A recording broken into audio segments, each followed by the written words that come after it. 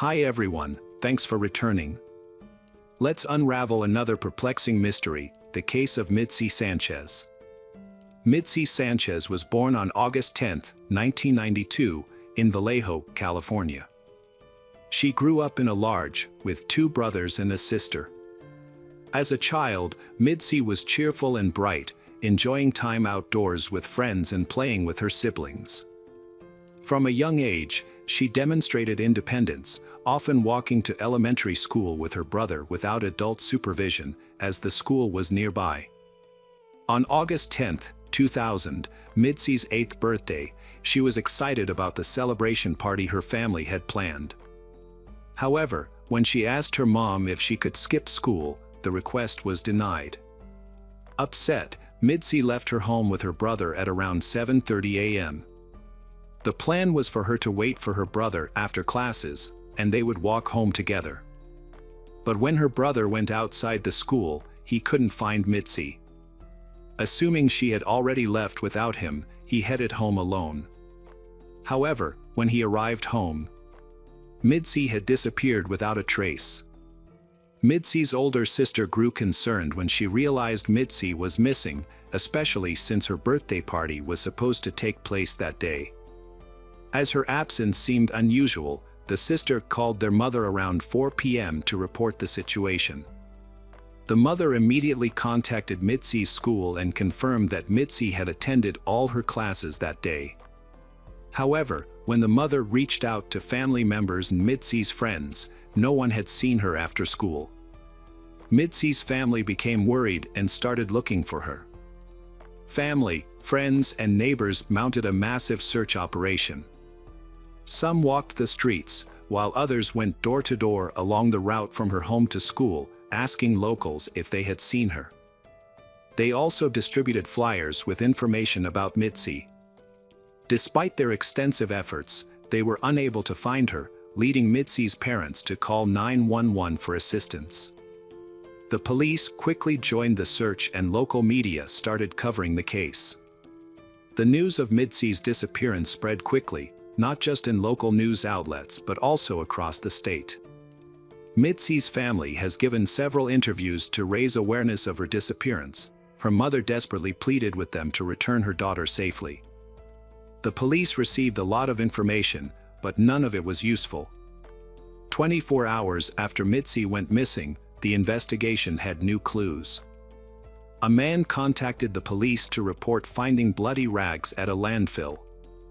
After further examination, experts discovered that the rags were actually bed sheets from a hotel in Vallejo. The evidence was sent to the lab for analysis, but it would take several days to obtain the results.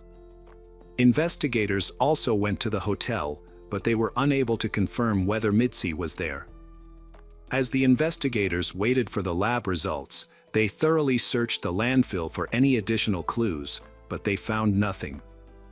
However, the next day, August 12th, the police received a call that changed the course of the investigation. At around 11 a.m., a man called the police to report a disturbing incident. While driving through an industrial area in Santa Clara, he saw a little girl running towards his van, screaming that someone was chasing her. The girl quickly got into the van, and the driver saw a man running in their direction. A young girl escaped from her kidnapper and sought help from a van driver. As soon as she got into the truck, the kidnapper quickly fled the scene. The girl, who identified herself as Mitzi Sanchez, told the driver what had happened, and he immediately contacted the police. The officers quickly took Mitzi to a hospital for a medical examination. They also arranged for her to speak with her mother over the phone, and soon her relatives arrived at the hospital, where they were reunited with Mitzi. The van driver proved to be a valuable witness in the investigation. He was able to provide the police with the license plate number of the kidnapper's vehicle, which he had seen as it sped away. The truck driver happened to be on the road that day, which was lucky. If he hadn't been there, the kidnapper might have caught up with Mitzi. The police checked the license plate and discovered that the car belonged to 39-year-old Curtis Dean Anderson, a man with a history of crime. He had previous convictions for theft and kidnapping and was also suspected of other offenses. Police took a statement from Mitzi about what happened to her. Mitzi recounted that on August 10th, she was excited to finish school and head home to celebrate her birthday with her family. When her last class ended, she decided not to wait for her brother and walked home alone. As she walked, she noticed a car parked by the side of the road about a few hundred yards away. Inside, a man was watching her through the rearview mirror.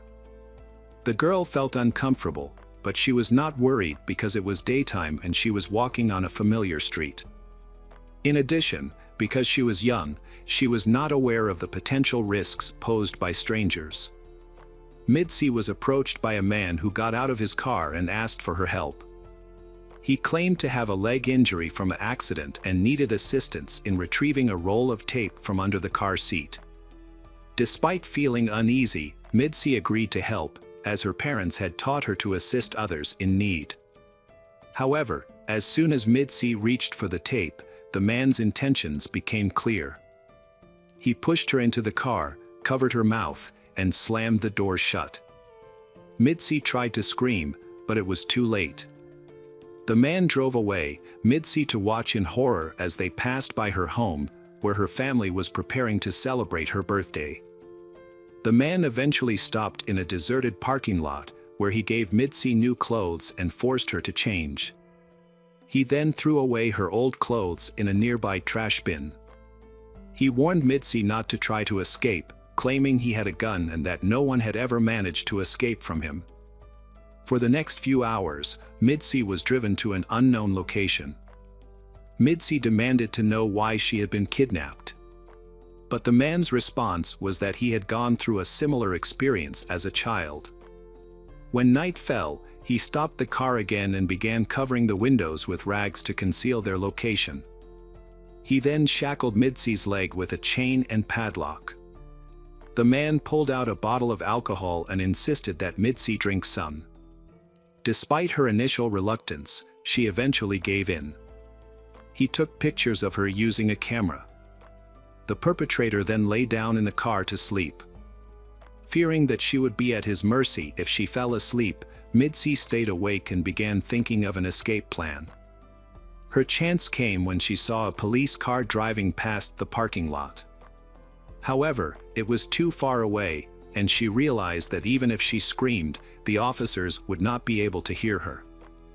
The next day, the perpetrator continued to drive Mitzi around the city, forcing her to sit on the floor of the car and covering her with sheets to conceal her from view.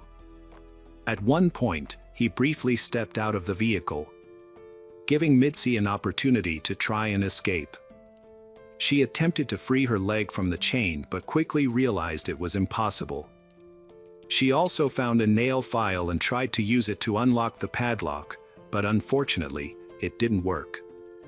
When the perpetrator returned to the car and drove away, he made a disturbing claim: he had stopped by Mitzi's parents' house. Under the guise of a good citizen, he asked for flyers to distribute around town, further manipulating the situation. Mitzi was left feeling shocked and overwhelmed, knowing she had been so close to home yet still remained in captivity. Over the next few hours, the perpetrator repeatedly stopped the car, getting in and out. Eventually, he drove to a remote area outside of town and parked. There, he committed a sexual assault against Mitzi, leaving her in a state of shock. Afterward, the perpetrator fell asleep. The next morning, he resumed driving, making several stops to buy cigarettes and alcohol. When he returned to the car and leaned into the cabin, an object fell out of his pocket. He warned Mitzi not to look, but she disobeyed. She glanced down and saw a large set of keys.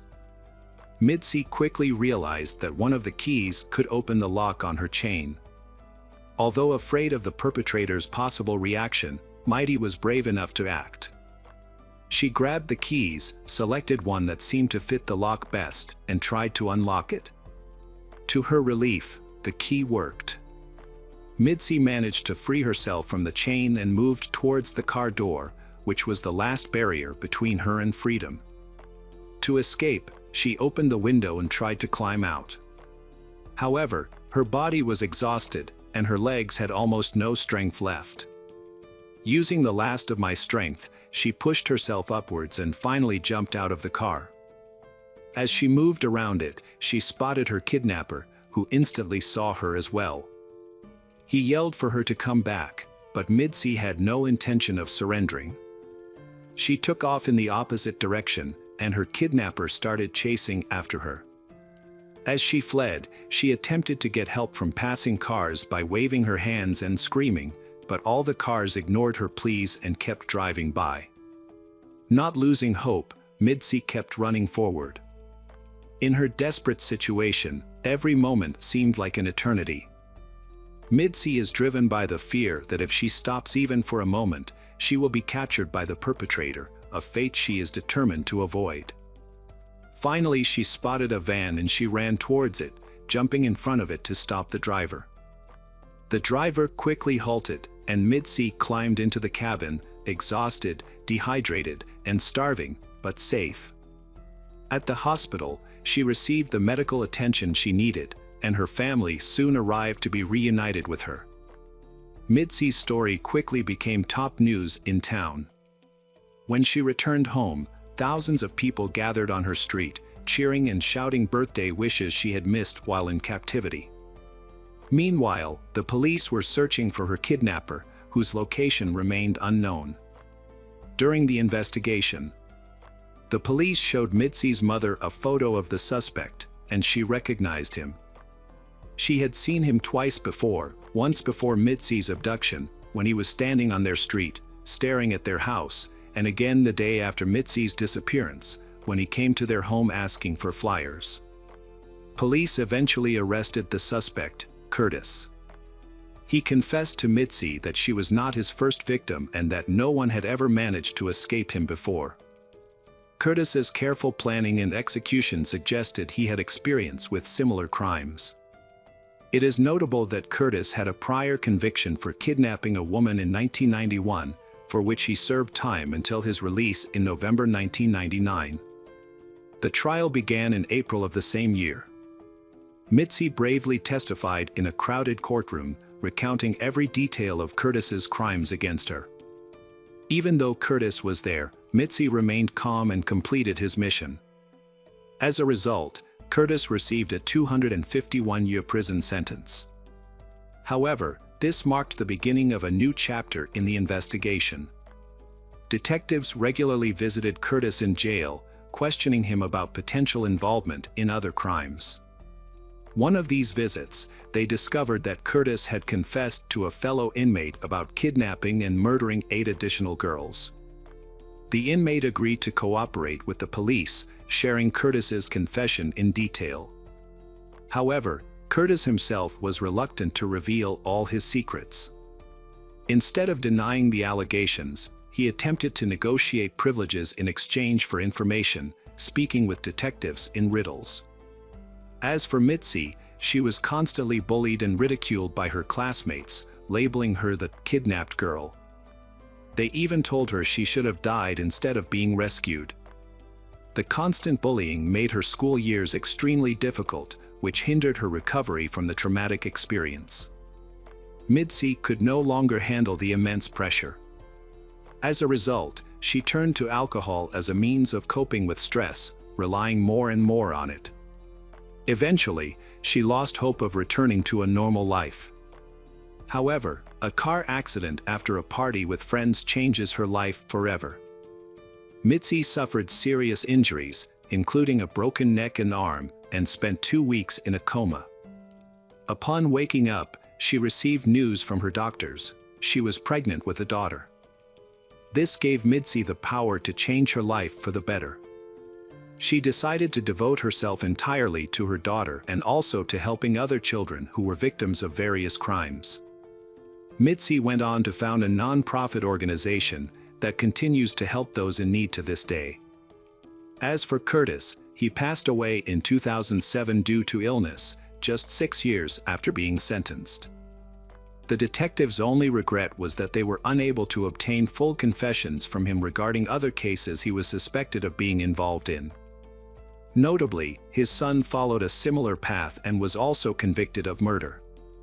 Unfortunately, the son's life was cut short in prison in 2019.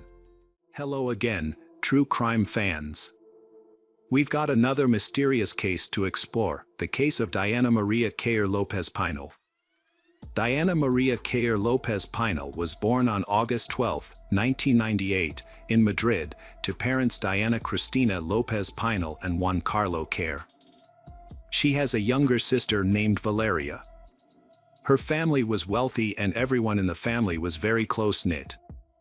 But their lives hit a snag in 2013 when Diana's parents divorced. However, the father still visits his daughter regularly on holidays. In the summer of 2016, Diana, her mother, and her younger sister spent their vacation in the small coastal town of Apab do Carmel, a place they had visited many times before. The town, with a population of around 10,000, is a quiet and picturesque retreat away from the hustle and bustle of city life. On the evening of August 21st, Diana told her mother that she was going to meet her friends at Val Inclin Park to celebrate the Feast of the Virgin Carmen. The park was close to their vacation cottage, and Diana often walked there. Her mother gave her permission to go. Diana spent a fun evening with her friends, she unaware that it would be the last time they would see each other. At around 2:30 a.m., she said goodbye to her friends and began her home. On the way, she ran into a friend, Paso de Ariel, near her favorite pizzeria. He was the last person to see Diana that night. The next morning, August 22, 2016, became a nightmare for Diana's mother, Cristina. When she realized her daughter hadn't come home from the party, she grew concerned. Diana's phone was off, which only added to her worry. Without hesitation, Cristina contacted the police and reported her daughter missing. According to Cristina, Diana didn't have any serious emotional or mental health issues, despite her parents' divorce when she was younger. Police opened an investigation into Diana's disappearance, looking into the mysterious circumstances surrounding her disappearance. Diana's disappearance is a mystery that investigators must unravel. Their first clue came from the last message she sent to a friend in Madrid via WhatsApp. In these messages, Diana mentioned a stranger who was stalking her and shouting strange phrases, causing her to feel scared. Unfortunately, these were her last messages, after which she stopped replying to her friends' messages. During their search, they found a black hair band along the road that resembled the one Diana was wearing that night. Although this was the only evidence found at the scene of her disappearance, it gave investigators a clue to work with. Diana's friends had no information about her disappearance. Additionally, there were no CCTV cameras in the area where she was last seen. The street was dimly lit and deserted, with only a few garages and an old nightclub. Although some people reported seeing Diana get out of a car with 3 men and then get into another car, but these were not corroborated. The investigation into Diana's disappearance considered 2 primary theories. One possibility was that she was kidnapped by someone she knew. The other theory is that she was the victim of a random attack by a mentally unstable individual. Diana's mother proposed a third theory, speculating that her daughter might have been taken away by boat. New information emerged when Diana's friend and ex-boyfriend revealed that she had met a man from Morocco and purchased hashish with him. However, this detail only added to the complexity of the case. The media reported that the clothes Diana wore on the evening of her disappearance had been found, but her mother disputed it, saying it was not true. Several factors suggest that Diana did not leave voluntarily. Her credit cards and identification were still in the house. It suggests Diana's disappearance was forced, but the case remains unsolved and remains a mystery. After Diana vanished, the media reported on a fight between Diana and her mother that had occurred just days before. The press claimed that Diana had a nervous breakdown and needed medical attention. Her sister Valeria was also hospitalized with similar symptoms. To avoid conflict, the court awarded custody of Valeria to her father. The decision was made as a precaution due to the stress of Diana's disappearance. The father and Valeria left town, sparking rumors that the family was hiding something. Diana's friends revealed that running away from home was not unusual for her sisters, especially 16 years old Valeria. The family dynamics were complex, and arguments between the mother and daughters were common. This information raises a question: if Diana regularly left the house without any problems, why was her mother so worried this time? On August 31st, Diana's parents failed to appear for a press conference, where they were expected to provide an update on the investigation into their daughter's disappearance. According to the family's lawyer, her parents were too distraught to attend, as they were struggling to accept the possibility of never seeing Diana again. An article published in El Mundo on September 11th revealed new information about the family's situation. Contrary to the mother's claims that Diana did not have mental health issues, it was reported that Diana had previously gone missing for 3 days in April. During this time, she had turned off her phone and told her mother that she no longer wanted to live with her. The mother had not contacted the police, which raised concerns about her response to her daughter's behavior. Letters exchanged between Diana and her younger sister Valeria were also made public, shedding light on the emotional struggles both girls were facing. Valeria had been hospitalized multiple times in the past year, including one instance where she had to have her stomach pumped due to an overdose of prescription medication. Prosecutors have launched a new investigation into the alleged abuse of Valeria, the youngest daughter of the family, due to the lack of progress in the case of Diana's disappearance. The investigation into Diana's disappearance is currently in progress and is moving forward quickly. Forensic experts have analyzed several items belonging to Diana, including her toothbrush, comb, computer, diary, and prescription medication. Investigators have also questioned her acquaintances, including a young Moroccan man she had a brief relationship with. Unfortunately, these efforts yielded no results and police searches remained unsuccessful. The police have conducted extensive searches in the surrounding mountains, forests, rivers, and lakes. However, it appears that Diana disappeared at around 3 a.m., and the last signal from her phone was detected in the Tarragon area, 13 miles from her family's location. 72 days after her disappearance, Diana's case remains unresolved. However, police have found a hairband and a cell phone matching the description of Diana's phone. Her father has confirmed that the phone belongs to his daughter. 2 months after Diana went missing, her Facebook profile suddenly became active again. Her friends and family quickly informed the police and provided screenshots. It appeared that the Remind Password feature had been used, allowing someone to access her account without knowing her login details. This led to 2 possible explanations: either Diana had forgotten her password and was trying to regain access, or someone else was attempting to break into her account. Diana's phone was a key element in the case, but it did not provide any useful information that could help explain her disappearance. The investigation finally made progress on November 10, 2006, when the driver of the car in which Diana was last seen was identified. The driver had a history of being involved in human trafficking, but this information was kept confidential to avoid jeopardizing the investigation. Initially, he had an alibi for the night of Diana's disappearance, as his wife claimed he was with her, which temporarily cleared him as a suspect. On December 25, 2017, a new piece of information came to light that greatly helped the investigation. A girl was attacked by a man who demanded her phone and threatened her with a weapon. She screamed, and a passing couple intervened, saving her from the assailant who attempted to drag her into his car. The traumatized girl quickly contacted the police, providing a description of the attacker and his vehicle's license plate number. The next day, the police arrested 41-year-old Jose Enrique Abuengay, who had a previous criminal record. Significantly, Jose Enrique was the same individual who had been detained in 2016 on suspicion of kidnapping Diana but was released due to an alibi provided by his wife. Police re-questioned Jose Enrique and his wife.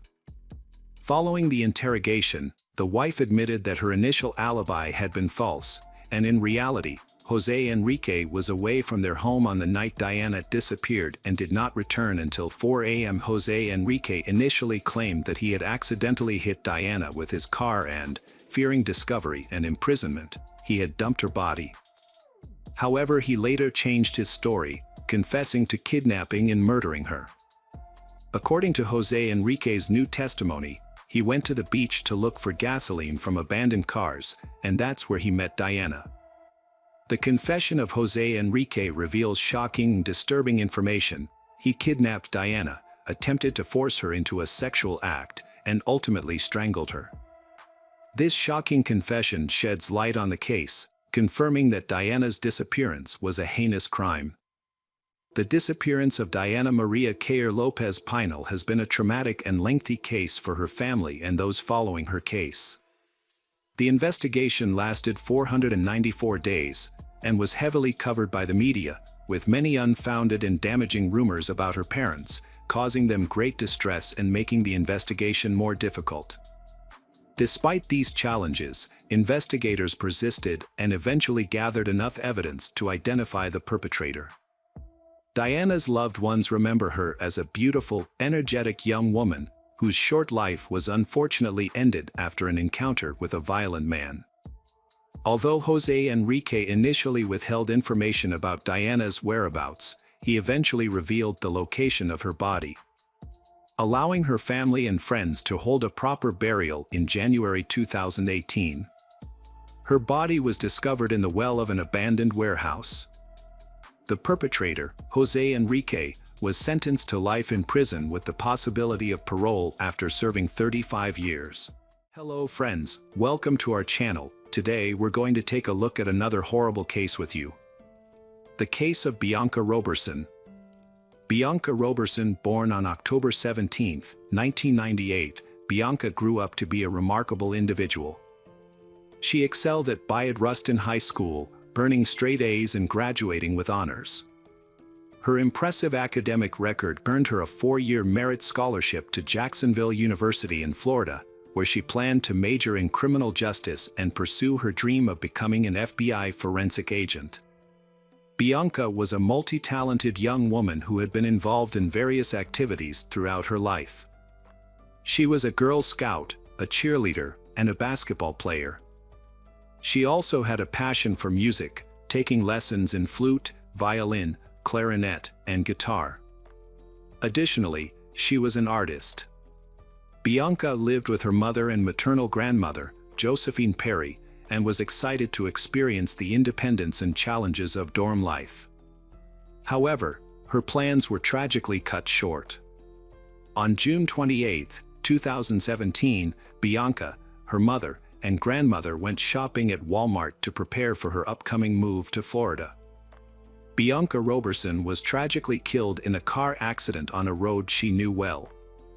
The incident occurred just 10 minutes after she left a Walmart parking lot. Witnesses quickly called 911, and first responders rushed to the scene. Unfortunately, paramedics were unable to save Bianca, and she was pronounced dead at the scene. Initial observations suggested that Bianca's severe head injuries were caused by her car veering off the road. However, as police interviewed eyewitnesses, a crucial detail emerged. A witness reported that Bianca's car had collided with a red pickup truck, which had fled the scene without stopping. As she drove home to meet her granddaughter, Bianca's grandmother was worried about the traffic and wondered if it might be related to Bianca. However, she had no idea that the cause of the traffic jam was actually a car crash involving Bianca. When she arrived home, she was met with devastating news. 2 police officers were waiting to inform her that Bianca had been killed in the accident. For Michelle, Bianca's mother, the news was almost too much to bear. Losing a child is every parent's worst nightmare. Michelle, a nurse from Delaware County, was still grieving the loss of her 22-year-old son, ML James Rowley, who had passed away from a heart condition in 2013. She had hoped that time would ease her pain, but instead, it had only intensified with the loss of her daughter. Michelle Robertson is struggling to cope with the loss of her second child. "I'm just existing," she said, feeling lost and without purpose. Her children were her reason for getting up in the morning, and now she feels like a mom without kids. After her divorce from Rodney Robertson in 2006, they managed to put aside their differences and work together as amicable co-parents thanks to their daughter Bianca. Michelle acknowledged that their divorce was not easy, but Bianca's presence helped to calm the tension. "Bianca didn't like it when I spoke harshly to her mother, and she would correct me," he said. Bianca's love for her family, especially her father, brought them closer together. Rodney admitted that Bianca was his favorite, and her devotion to family was inspiring. Bianca's father proudly said that his daughter was one step closer to achieving her dream of becoming an FBI forensic specialist. Bianca was excited to be on her own, but her future career was her main focus. Her hard work had paid off, as she had received a 4-year merit scholarship to Jacksonville University, one of the 3 schools that had accepted her out of the 4 she had applied to. Bianca's father said she had also been accepted to Coastal Carolina and the University of Georgia. Investigators were seeking CCTV footage to confirm the initial belief that Bianca's car veered off the road after colliding with a red pickup truck. If this were the case, it would imply that Bianca's death was no accident, but rather a deliberate act that required the police to identify a perpetrator. However, the truth revealed during the investigation proved even more stunning. While awaiting the CCTV footage, a significant development in the case occurred. It was initially assumed that Bianca's death resulted from her car crashing and hitting her head.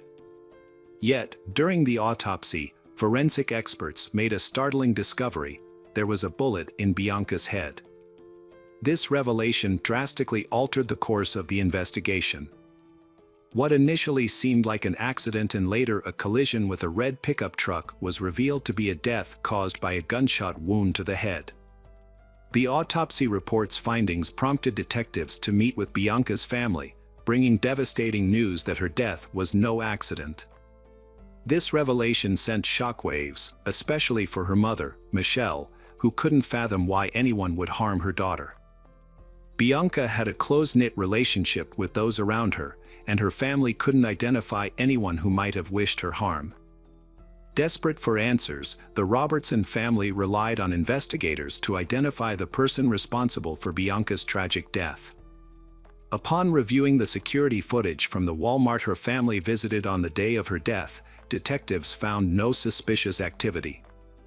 The detectives closely examined the family's actions from the moment they left their cars to the time they departed the parking lot. They dismissed the possibility that someone from Walmart could have followed Bianca and shot her, as she had not argued with anyone during their visit. The family had simply shopped, loaded their purchases into Bianca's car, and left. The investigation suggested that the motive for Bianca's death might be linked to an incident that occurred while she was driving home on the highway. Bianca's mother recalled, "We packed all the bags into Bianca's car," referring to the 2009 Chevy Malibu they had purchased for her 16th birthday from CarMax. Michelle recalled that her mother had chosen the car Bianca was driving when she first got her permit. According to Michelle, Bianca's mother said that Bianca had gotten everything she wanted, but Michelle didn't think of her as spoiled. Instead, she believed Bianca was simply loved and also willing to work for the things she desired. In fact, Bianca started her first job at McDonald's when she was 15 and soon switched to a dietary aide position at the Whitehorse Village Retirement Community in Delaware County. Michelle remembered that she had received a large number of letters and cards from the residents at Whitehorse Village who adored Bianca. After the police obtained traffic footage from CCTV cameras, Michelle pointed out that there were no cameras at the exact location where Bianca veered off the road. However, there was a camera about a mile away. To help illustrate the location, Michelle suggested looking at Google Maps. According to the map, Bianca lost control of her car where two lanes merged into one. When investigators reviewed the recording, they found evidence that supported the account of Bianca's encounter with the driver of the red pickup truck. The footage showed the cars traveling side by side, approaching a point where their lanes merged into one. It's possible that the conflict began when one driver failed to yield to the other. Given the tragic outcome, investigators inferred that the driver of the red pickup truck might have been the one who fired the shot. However, the poor quality of the footage made it impossible to read the pickup truck's license plates or see the driver's face. Nevertheless, from that point on, the driver of the pickup truck became the primary suspect in Bianca Roberson's death. Detectives were tasked with identifying the man, but they only had a blurry image to work with. After inquiring with Bianca's family members, it became clear that none of them knew anyone who owned a red pickup truck. The police then re-interviewed the witnesses who were present at the scene and those who had called 911, but unfortunately, none of them had caught a glimpse of the vehicle's license plate. The Bianca Roberson family has received an outpouring of support from friends, strangers, and people of all ages since Bianca's passing. A vigil was held just 2 days after her death, and many have reached out to share their stories and condolences. Bianca's family describes her as a selfless and compassionate person who always put the needs of others before her own. According to her mother, Michelle, Bianca would often take in children who were in need, even if it meant sneaking them into their home without permission. When confronted about her actions, Bianca would simply say that she wanted to help others in the same way she would want someone to help her if she were in a similar situation. This kind of empathy and kindness was evident in many aspects of Bianca's life, including the time she witnessed a car accident and immediately asked her mother if they could stop to help. A kind-hearted woman's first instinct was to invite those eating alone to join her family for dinner. In the aftermath of Bianca's car accident, investigators analyzed footage from distant cameras to determine the direction of the red pickup truck involved in the incident. To gather more details about the truck, including its brand, model, and license plate, they required higher quality footage. The police sought the public's assistance through the media, asking anyone with information about the truck to come forward. Following the accident, the pickup truck turned towards Poy Pike. To find evidence, detectives visited nearby houses and shops, searching for cameras that might have captured the truck. After an extensive search, they found a camera with good quality footage, taken around 5 minutes after witnesses called 911 to report Bianca's car accident. Upon analyzing this footage, detectives saw the red pickup truck driving by shortly after the incident. The investigation continued, but the license plate of the suspect's car remained unknown, and it was unclear if the car in the footage was the same one or just a similar vehicle. However, 2 days after the incident, a new lead emerged when a woman contacted the police, claiming to have seen the car they were searching for. She also reported seeing the driver's face. She described the car as a red pickup truck that overtook her, stopped at the Poy Pike intersection, and then turned left. This information was crucial in narrowing down the search area and also revealed that the pickup truck in the footage was not the actual suspect's vehicle, but rather a similar-looking truck. Her description helped a forensic artist create a sketch of the suspect, who was identified as a white male, 25 to 35 years old, with brown hair and a stubble beard. The police released the suspect's sketch, hoping someone would recognize the person and come forward. They showed the sketch to Bianca's family, but no one recognized the individual. As the investigation continued, detectives began to consider the possibility that Bianca's death was a hate crime. To gather more evidence, the police canvassed the area where the red pickup truck was last seen, visiting homes and businesses near the intersection where it turned left. They were searching for a high-quality surveillance recording that could provide answers to their questions. Their efforts paid off when a homeowner, who lived less than half a mile from the intersection, provided the police with a recording from their driveway surveillance camera. By estimating the time it would take to drive from the crime scene to the homeowner's location, the police quickly found the relevant footage. Although the new footage was of better quality than the previous one, its angle made it impossible for the police to identify the car or its driver. The police worked hard to find another recording from a closer camera, and they got lucky. Although the license plate was not visible, they were able to identify some unique features of the car. These features included a sticker on the right side window, a vertical dent on the passenger door, and damage to the hood. With these details, the police had a much better chance of finding the car. The police sought the public's help in finding the truck and its driver by offering a $5,000 reward for any information that could aid in the investigation. They were confident that someone would recognize the distinctive vehicle. 3 days after Bianca Roberson's death, a lawyer contacted the police station on behalf of a client who wanted to turn himself in, stating that his client was connected to the incident that resulted in Bianca's death. The incident occurred on a recent Wednesday at approximately 5:30 p.m. Bianca Roberson, an 18-year-old who had just graduated from Westchester Ruston High School, was driving on Route 100, a two-lane highway, on her way to Jacksonville University.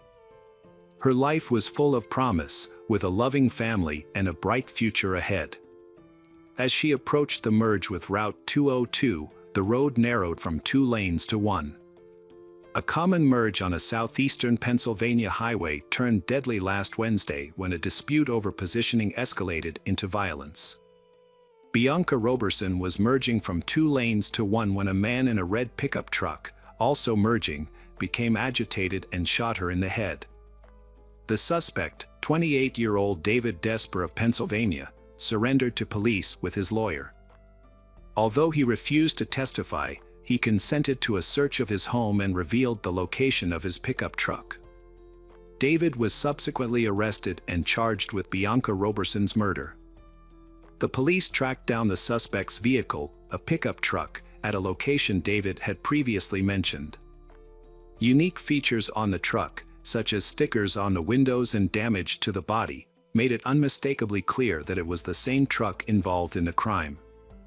The investigators searched Davider's residence and found the firearm that was used to shoot and kill Bianca Roberson.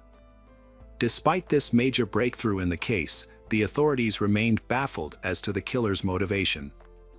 Over 800 loved ones and members of the community attended a heart-wrenching farewell ceremony at the St. Paul's Baptist Church in the suburban Westchester borough, which lies approximately 25 miles. During the funeral service, many people paid tribute to she, including her brothers, officials from her high school, the chief admissions officer from the university she was set to attend, and friends. In his eulogy, Pastor Wayne Croft Sr. drew a comparison between the shooter and 2 other infamous cases: George Zimmerman, who shot and killed Trayvon Martin, a black teenager, in Florida in 2012, and was acquitted of murder in 2013, and Michael Dunn, who shot and killed Jordan Davis, another black teenager, in Florida in 2012, after a dispute over music. Dunn was convicted and sentenced to life in prison plus 90 years. The pastor expressed the sentiment of the black community, stating that regardless of whether Bianca's murder was a result of road rage or racism, the fact remains that a brilliant young black woman's life was lost. During the trial in September 2018, David Desper was asked to explain his motive for committing the crime. Instead of providing an answer, he requested forgiveness from Bianca's family. For Bianca's parents, the thought of facing their daughter's alleged killer was daunting. To show their support and unity, Rodney had arranged for family members and friends to wear T-shirts with Bianca's face on the front as they gathered at the Chester County Government Services Center. The family of Bianca Roberson wore bracelets with a poignant message: "Bianca Roberson, a rose in God's garden." They also held a banner that read, "Justice for Bianca Nicole Roberson," a reminder of the tragic event that took her life on June 28, 2017. Rodney, Bianca's father, expressed his uncertainty about how he would react when he saw the man responsible for his daughter's murder. "I don't know what I'll do when I see him," he said. "The man who held the gun that took my daughter's life, he just took her dreams away. He had no right to do that." Michelle, Bianca's mother, struggled to come to terms with the loss of her child. "I want to hold her, comfort her, and bring her back," she said through tears. The prosecutor argued that the traffic conflict occurred because Bianca failed to yield when their lanes merged into one. In response, David Desper rolled down the passenger side window and fired a shot. Realizing the severity of his actions, David Desper fled the scene, leaving his pickup truck with a friend in Pennsylvania, and attempted to escape to Delaware. However, after his sketch and the distinctive features of his pickup truck were publicized in the news, David Desper decided to hire a lawyer and surrender. The police investigated his social media accounts and interviewed his friends but found no evidence to suggest that the crime was motivated by bias. As a result, David Desper was not charged with a hate crime. District Attorney Hogan stated that there was no indication that the crime was racially motivated or a hate crime. However, many people disagreed with this assessment. Before the sentencing, the defense portrayed David Desper as harmless and immature for his age, describing him as a big kid who enjoyed playing with cars in his free time. They argued that David Desper had essentially handed the case to the government by turning himself in. The defense claimed that David Desper was driving home when another car startled him, causing him to fire the gun. They maintained that David Desper was not a menacing individual. Prosecutor Chris Miller countered that a 28-year-old man driving with a loaded firearm is not a big kid. He emphasized that David Desper's actions were those of a responsible adult. Ironically, David Desper's own mother had shared a Facebook post about the police searching for the person who murdered Bianca Roberson, unaware that the suspect was her own son. Wendy Desper expressed her love for Bianca's family and apologized for her son's actions. "I'm so sorry for what my son did," she said, as her son wept. Rodney Robertson struggled to speak through tears as he addressed his daughter's killer. "I have simple questions for the defendant," he said.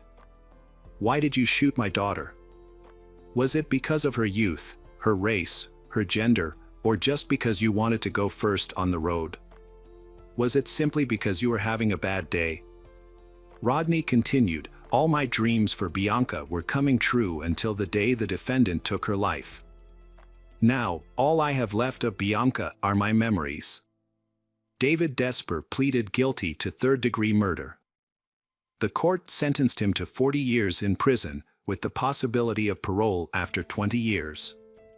Judge Anne-Marie Wheatcraft became emotional as she announced the sentence, telling Desper, "I don't believe you were afraid, I believe it was anger." County Judge Anne-Marie Wheatcraft imposed the maximum sentence of 20 to 40 years for that grade of homicide. David Desper attempted to appeal the sentence, but his appeal was denied. Welcome back, detectives. Let's dive into another horrible case. The case of Aya Hashim. The Hashim family moved to the UK from Lebanon in November 2011, seeking a safer and more promising future. Aya's father, Ismail, wanted his children to have a good education and become valuable member of society. He applied for asylum for himself and his family, and after receiving a residence permit, they settled in Blackburn. Aya was a driven and ambitious young woman with big plans for her life. She was a law student at Salford University. Tragically, her parents' hopes for a better life were shattered when Aya was killed in a senseless act of violence. On May 17, 2020, Aya left her house to go to a nearby supermarket at around 3 p.m. However, she never returned home. About an hour later, Aya's father went out to look for her. Aya's mother searched online and discovered the news that a woman had been shot in their neighborhood. Soon after, Aya's parents received the devastating news that their daughter had been killed in the shooting. Aya was walking on King Street when a car drove by with multiple occupants. One of the individuals in the car fired 2 shots, one of which fatally hit Aya. 19-year-old Aya Hashim was fatally shot on King Street and died the same day despite medical efforts. The police do not think the incident was motivated by racism or religious hatred. Deputy Chief Terry Woods is seeking the public's help in gathering evidence. He asks anyone with dashcam footage or surveillance cameras to come forward if they have recordings of a green Toyota Avensis car or any suspicious activity. According to Deputy Chief Woods, Aya was an innocent bystander who was shopping for her family when she was accidentally caught in the crossfire. The shooting involved a green Toyota Avensis car. Witnesses report that 2 rounds were fired from the vehicle, and sadly, Aya was hit. Later that day, police discovered the Toyota Avensis car involved in the shooting abandoned near the scene of the crime. They also obtained CCTV footage of the incident. The footage shows that at 3:03 p.m. Aya is walking along the sidewalk. The Toyota mentioned earlier drives past her. The rear side window on the left is down. The shooter makes a fatal shot. The bullet goes through her and hits the pole. For ethical reasons, the police did not reveal footage of she falling to the ground. After reviewing the video recording, it's clear that there were at least 2 individuals in the car, the driver and the shooter. Following the shooting, the perpetrators quickly fled the scene and abandoned the vehicle on a nearby street. Within 2 hours, the police located the car and initiated a search for its owner. Aya Hashim was caught in the crossfire of a shooting incident that occurred near Khan's car wash. Following her death, the police launched a massive operation to apprehend the suspects, who had fled the UK, with the assistance of international law enforcement. 8 individuals were initially charged in connection with her death. Aya's death was ultimately determined to be a tragic accident. She was an innocent bystander. The shooting was actually a targeted attack on the owner of Khan's car wash, who was a competitor of Pharaoh Suleiman. It was Suleiman who allegedly hired a hitman to take out Khan, but the bullet mistakenly hit Aya instead. According to the video recording, at the time of the incident, Aya was standing a few feet away from a pole. The first bullet fired missed its intended target and hit something near a man, as evidenced by the splashing water. The key point here is that the shooter made a mistake. The person they aimed at was not the business owner, but rather an employee who was mistaken for Khan. During the second shot, Aya was positioned between the shooter and the employee. The bullet struck her in the left side of her chest, passed through her body, and then hit the pole. The car immediately fled the scene. The car wash owner, Khan, witnessed Aya falling to the ground and rushed to her aid, calling emergency services in the process. He described the events, stating that he had seen the car and the gun, and then the assailant sped away. According to him, they returned and started shooting, aiming the gun at him, which left him confused. To better understand the crime, let's examine the roles of the individuals involved. We'll start with the mastermind, Pharaoh Suleiman. Pharaoh Suleiman was a successful businessman with a loving family.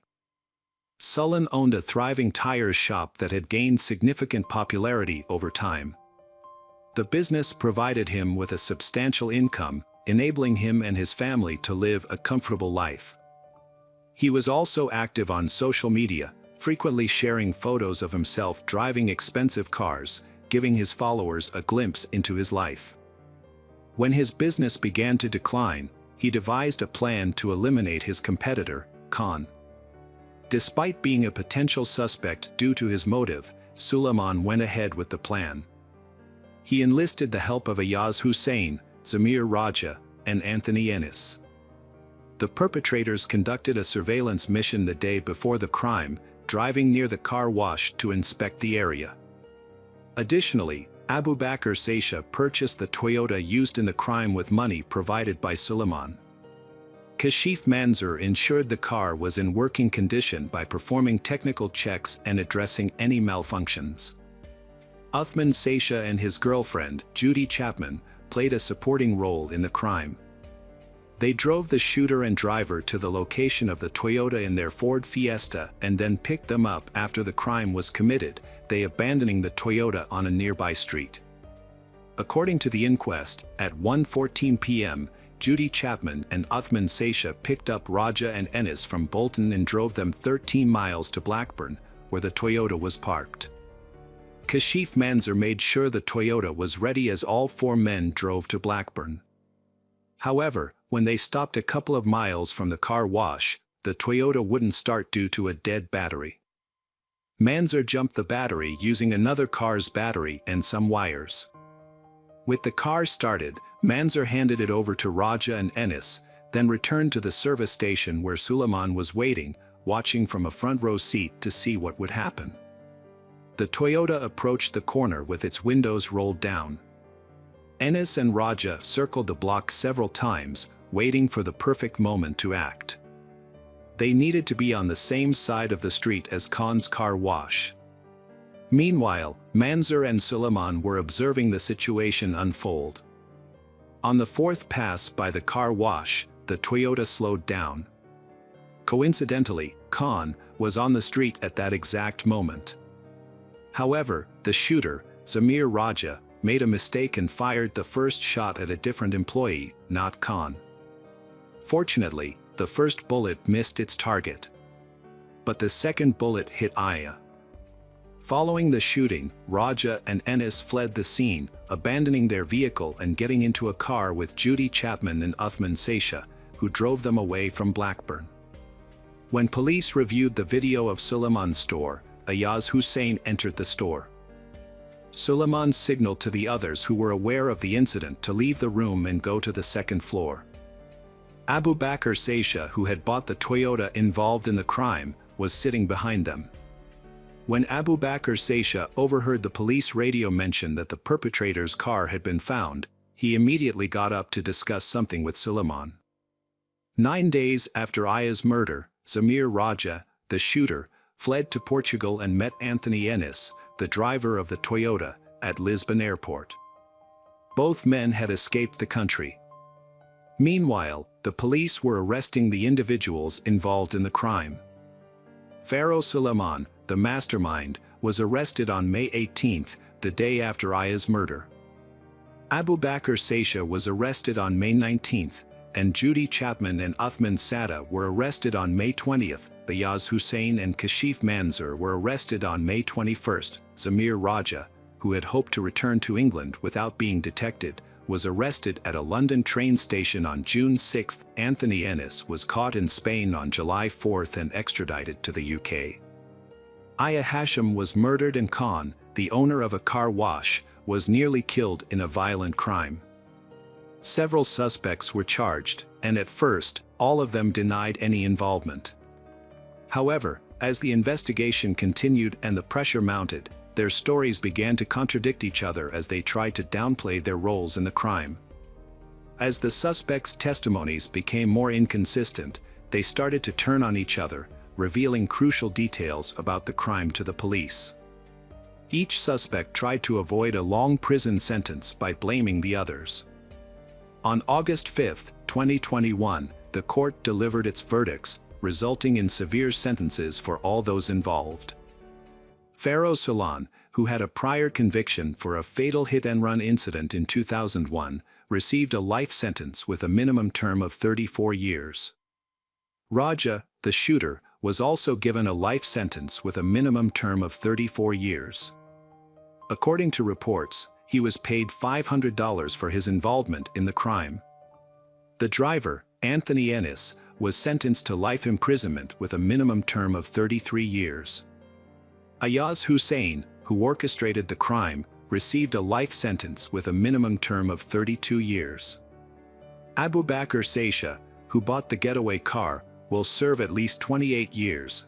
Uthman Satatya, who arranged for the shooter and driver to be transported, will also serve at least 28 years, and Kashif Manzur, who made sure the car was working on the day of the crime, will serve at least 27 years. The judge was critical of the defendants, stating that they showed no regret for their actions after the shooting. Instead of taking responsibility, they tried to deceive and manipulate their way out of trouble. When that failed, they turned on each other in an attempt to save themselves. Judy Chapman was found guilty in October 2021 of involuntary deprivation of life. She was given a 15-year prison sentence for driving the car involved in the crime. However, investigators have since discovered that other individuals were involved in the crime. This was revealed through analysis of communication between the convicted parties. Louis Otway, a 42-year-old from Manchester, was sentenced to life in prison on May 5, 2023, with a minimum term of 32 years. During his trial, evidence revealed that Otway acted as an intermediary between Oz Hussein, Zamir Raja, and Anthony Ennis. Specifically, he assisted Hussein in committing a crime. Another person, Banbridge, was also involved in the case. She was the 10th person to be found guilty. Prosecutors said that Banbridge met with Raja and Ennis in Bolton, took their phones, and turned them off. Then, she drove to Trafford and turned the phones back on in different locations, making it seem like Raja and Ennis were in Greater Manchester, not Blackburn, when a shooting happened. This was done to create a fake alibi for the two men. Banbridge, 32, admitted to conspiracy to pervert the course of justice and was sentenced to 23 months in prison on August 11, 2023. This was the last conviction in the case of Aya Hashim. Hello friends, welcome to our channel. Today we're going to take a look at another horrible case with you. The case of Alice Adams and Tibor Vass. Alice Adams and Tibor Vass were colleagues at the Radisson Blu Edwardian Heathrow Hotel. Living just 6 miles from the hotel, Alice had joined the team 3 weeks prior and quickly formed friendships with her co-workers, particularly Tibor. Born and raised in Budapest, Hungary, Tibor was a people person who loved music, playing almost every instrument, with the piano being his favorite. He had taught his younger sister, Isabella, to play piano, and they would often perform together for their parents. Tragedy struck in 2007 when Tibor's father passed away, leaving the family struggling to cope. Tibor, then a teenager, took on a more significant role in supporting his mother, Rosalia, and younger sister. At 15, he started working full-time to help alleviate his mother's burden. He later applied to the University of Budapest in 2008, hoping a college degree would lead to a better job and greater financial stability for his family. Despite his exceptional talent, Tibor was unfortunately denied admission to the university. Tibor discussed his plans to move to Great Britain with his mother, who seemed to support the idea. In July 2010, at the age of 19, Tibor relocated to the United Kingdom and settled in London. He began working at the Radisson Blu Edwardian Heathrow Hotel, where he enjoyed his job, responsibilities, and interactions with colleagues and new clients.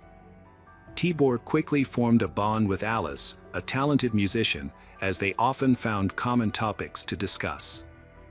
Both Tibor and Alice worked as receptionists at the hotel, along with Attila Ban, a 31-year-old who had been employed there the longest. Attila was recognized as the hotel's best employee in 2010. As Tibor and Attila were both from Hungary, they developed a close relationship. The hotel provided accommodation for its new employees, and Attila and Tibor lived in a company apartment behind the hotel. This arrangement was convenient, as it saved them money and reduced their commute time. Tibor was thrilled to be in England, but he didn't abandon his plans for higher education. He reapplied to the university in Budapest and was accepted this time around. Overjoyed, he had to return to Hungary in August 2011. To bid him farewell, a small party was organized on August 9, 2011, attended by Tibor, Attila, Alice, and other hotel employees. The next day, the trio was scheduled to work, but none of them showed up. Their colleagues raised the alarm when they failed to report for work at 7 a.m., and the police were notified at 7:53 a.m. Upon arriving at the house, the police found the door unlocked and the interior quiet. When an officer opened the door, he was met with a disturbing scene. Alice lay on the living room floor, her face covered by a pillow, with 22 stab wounds on her body, as later confirmed by the medical examiners. In the bedroom, Tibor's naked body was found on the bed, having died from 2 stab wounds to the heart. Attila, however, was nowhere to be found. The police surrounded the house to secure the area, and investigators and forensic experts started their investigation. As they examined the crime scene, they discovered that the bed where Tibor's body was found was not where he was actually killed. The bed was too tidy, indicating that Tibor had met his fate elsewhere. It appeared that the perpetrator had initially wounded him, removed his clothes, cleaned his body, and then placed him on the bed. Upon further inspection, the apartment was found to contain empty alcohol bottles and illicit substances, suggesting that they had been used during a party. Police officers thoroughly searched the house, the surrounding area, and the attic for Attila Ban, but he was nowhere to be found. His personal belongings, including his papers, were still in the apartment. As a result, Attila became the prime suspect in the investigation. While forensic experts continued to analyze the crime scene, investigators began questioning Attila's co-workers at the hotel. The staff reported that Attila had taken a particular interest in Tibor, a new employee from the same country, immediately showing him around and helping him settle in. Attila even went so far as to adjust his work schedule to match Tibor's. Tibor was a young and attractive man who attracted a lot of female attention.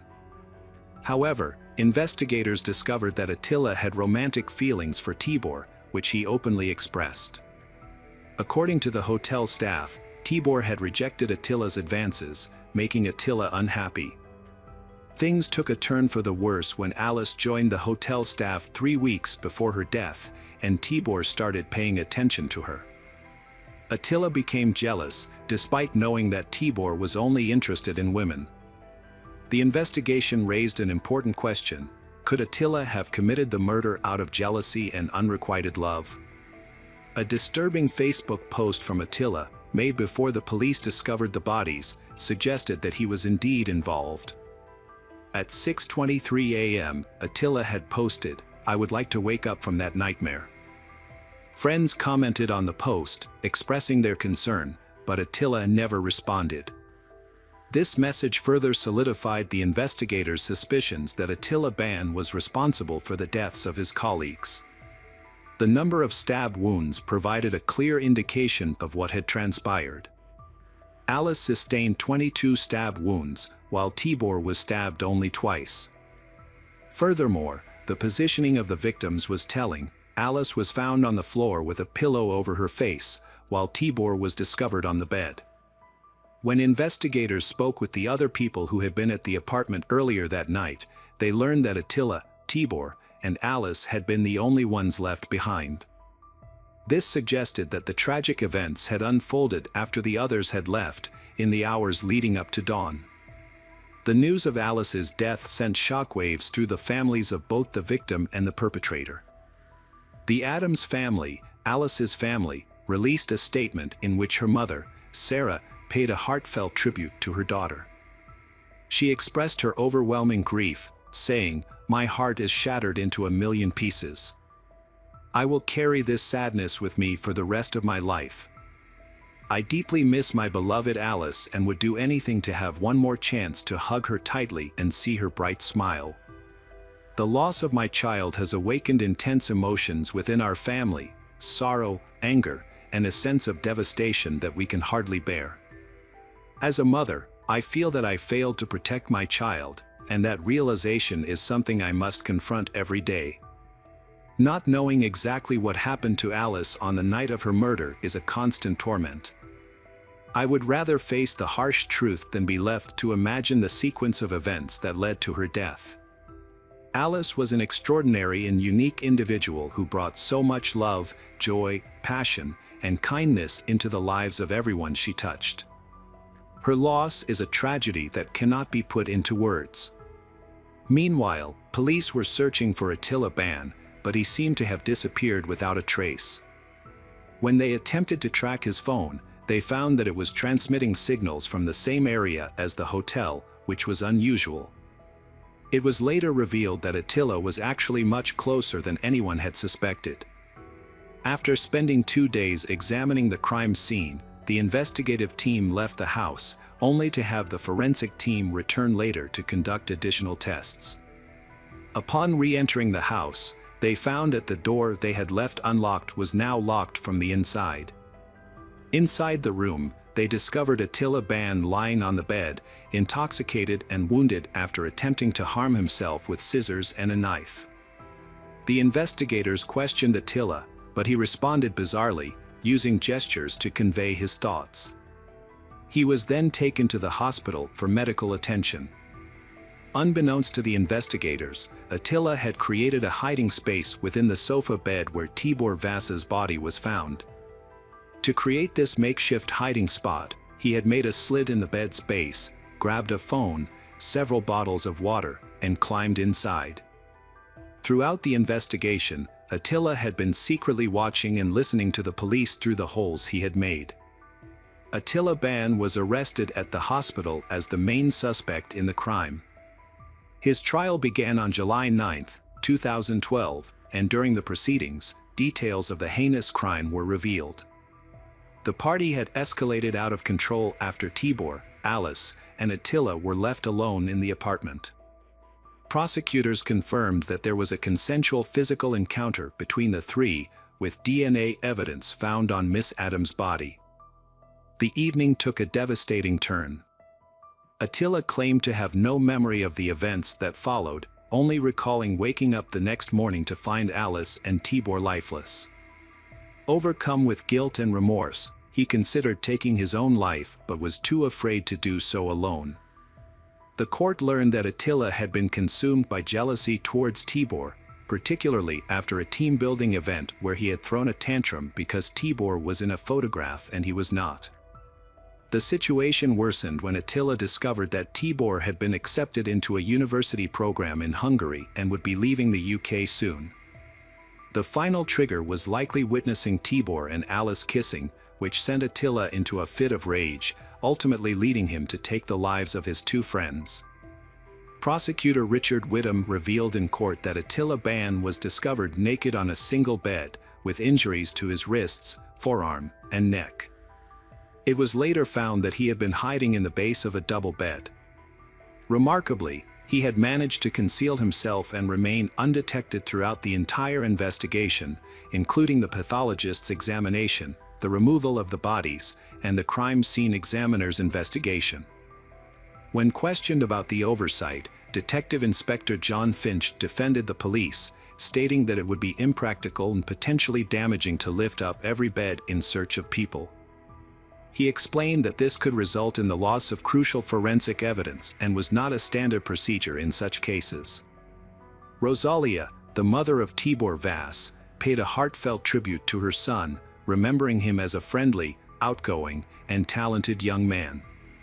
She recalled his childhood interests in music, arts, and sports, as well as his passion for photography, which led him to invest in a professional camera with his first paycheck. According to Rosalia, Tibor had many friends in both Hungary and the UK who appreciated his kind and supportive nature. She said that, on August 11th, I received devastating news. My 20-year-old son, Tibor, and his friend Alice, had been murdered. The killer was a shocking revelation, Tibor's own friend, who I had trusted to look out for my son. This friend had personally promised to keep Tibor safe, which made the news even more difficult to accept. Days before the murder, I had taken comfort in knowing that Tibor had found a mature and intelligent friend in London. Now, I was consumed by grief and struggled to comprehend the tragedy. The subsequent police investigation and trial only added to my suffering, forcing me to relive the horrors of that fateful night. The pain and loss my family experiences will stay with us for the rest of our lives. The perpetrator, Attila Ban, pleaded guilty but claimed he couldn't recall the details of the crime. On July 18, 2012, the jury delivered a guilty verdict after just 5 hours of deliberation. A month later, on August 17th, Attila Ban was sentenced to 2 life terms. He will have to serve 26 years before being eligible for parole. Hello friends, welcome to our channel. Today we're going to take a look at another horrible case with you, the case of Kani Alm. Kani Alm was born on July 18, 1974, in Malaysia. She was the younger of 2 daughters and enjoyed a very close relationship with her parents. In 1995, Kani moved to the United States to pursue higher education and a career in information technology. While living in the United States, Kani met a man named Brandon. He was a U.S. citizen and an ethnic Chinese whose parents emigrated from Singapore over 20 years ago. Initially, Kani and Brandon were just friends, but their friendship eventually blossomed into a romantic relationship. Brandon became a significant figure in Kani's life, supporting and helping her in various ways. They got married in 2001. Kani's life was on track in 2003. She was working as an analyst in San Diego, planning a future with her husband, and hoping to start a family. Her life changed dramatically that year. The trouble began when Kani's father, Ong Bai Yong, was diagnosed with cancer. Kani decided to fly to Malaysia to support her family during this difficult time.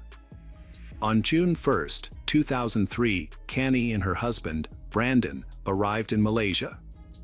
However, Brandon returned to the USA after a few days, leaving Kani to care for her father in Kuala Lumpur. Despite the distance, Kani and Brandon stayed close through daily phone calls. They would talk for hours, sharing stories about their daily lives, including their 2 pets.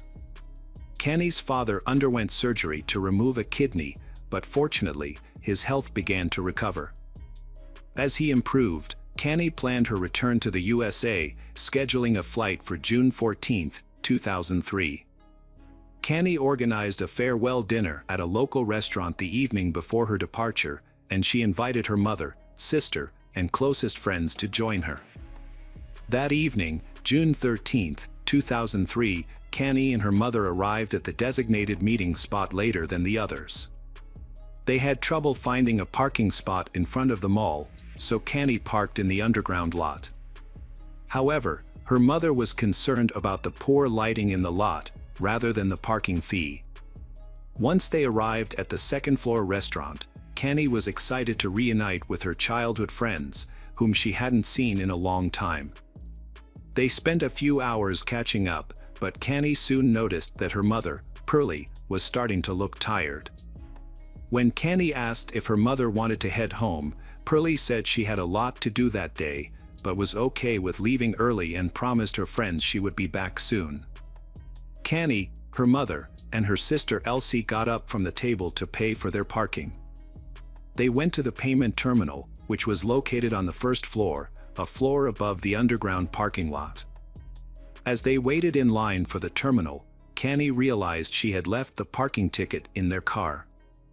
She asked her sister and mother to stay in line while she went back down to retrieve the ticket. Elsie and Pearlie waited for 10 more minutes, but Kani still hadn't returned. Then, her sister started calling her. The first call went unanswered, and the second one was sent to voicemail. This was unusual, and Elsie and Pearlie immediately sensed that something was wrong. They quickly went to the parking lot, where they were shocked to find that Kani's car was no longer there. They searched the parking lot several times to make sure, and after confirming that the car was indeed gone, they realized that Kani must have disappeared along with it. Pearlie was certain that something had happened to her daughter, as Kani would never leave without saying anything. Although the parking lot was poorly lit, it had surveillance cameras that might provide some clues about what had happened. The mall security initially refused to show Kani's relatives the footage, but relented after her mother begged for their help. At midnight, Pearlie and Elsie sat in front of a monitor and watched the shocking footage, which confirmed their worst fears. The footage revealed Kani's car speeding out of the underground parking lot, crashing through the barrier. Although the footage quality was poor, it was evident that a man was driving, with Canny in the passenger seat. Her body was positioned as if she was trying to distance herself from the driver, leaning against the door. Upon seeing the footage, Purley immediately filed a disappearance and kidnapping report at a police station. The police launched an investigation, while Canny's family and friends drove around Kuala Lumpur, desperately searching for her purple Proton tiara. Meanwhile, Brandon, Canny's husband, began to feel a sense of unease. He tried calling his wife multiple times, but she didn't answer. He then contacted her mother, who informed him about the events that had transpired. The news of Canny's disappearance left Brandon in shock. Purley could hear him sobbing over the phone. As dawn broke, Canny's friends and family reluctantly returned home, their search efforts having yielded no results. The police disseminated information about the disappearance and conducted their own search, but unfortunately, it didn't lead to any breakthroughs. Even the footage from the mall's parking lot where Canny was kidnapped failed to provide any leads on identifying the driver of the car. More than 72 hours have passed since Canny's loved ones last saw her. Authorities believe that if she was kidnapped, it wasn't for ransom. If money was the motive, the kidnapper would have demanded it by now. A disturbing find was made by police when they discovered Canny's car left empty on a city street. The front right tire was severely damaged, indicating it had been driven on while flat for some time, causing it to shred. In the back of the car, a large red stain was found on the passenger seat.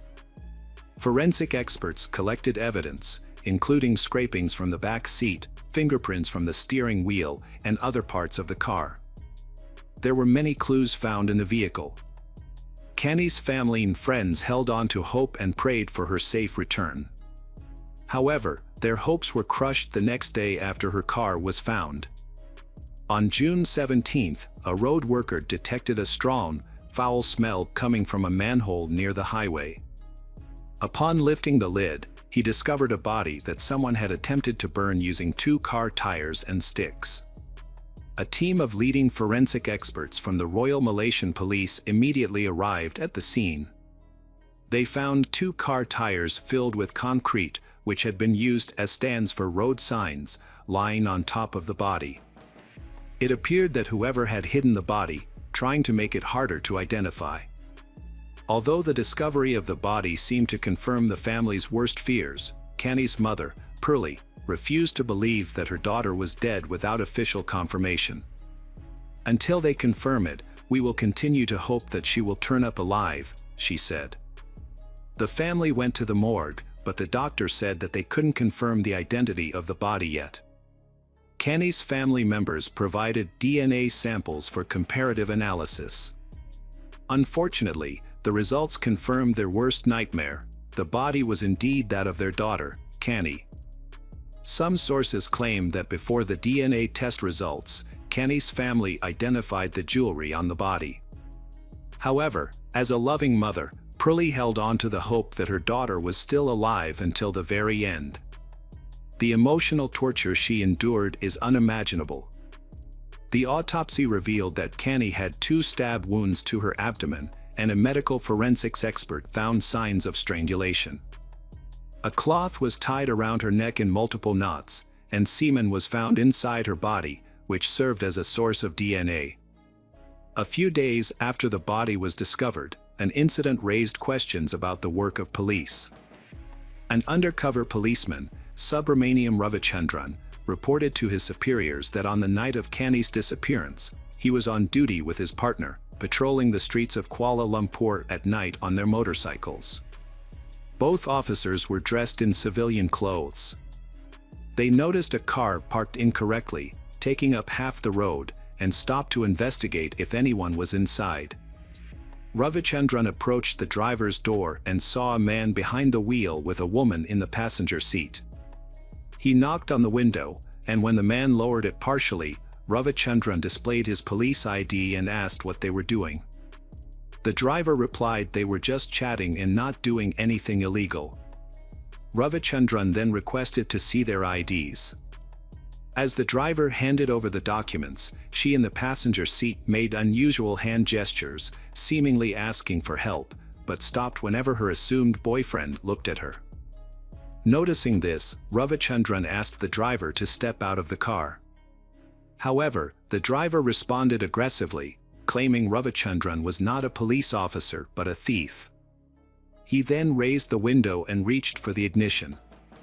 Realizing the car might drive off, Ravichandran drew his pistol and shot the right front wheel. Despite this, the car sped away. Ravichandran and his partner pursued on a motorcycle but were unable to catch up, which is puzzling given the car had a flat tire. At the time, the Malaysian Police Department was in a state of disarray, which might explain why the officer didn't call for backup or report the incident. The car with a flat tire was a purple Proton Tiara, driven by 27-year-old Ahmad Najib bin Aris, accompanied by a woman named Kani Alm.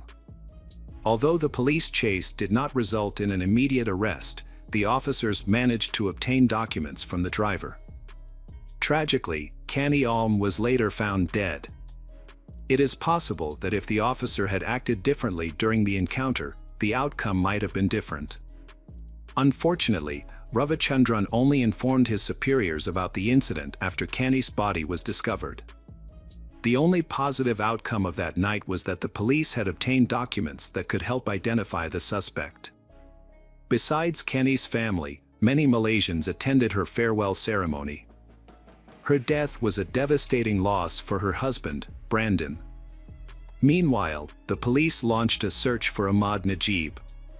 They discovered that he didn't live at the address listed in his documents, but his name was genuine, providing multiple leads to track him down. The police searched for Ahmad Najib's name in the Registry of Documented Marriages and the National Agency of Social Support.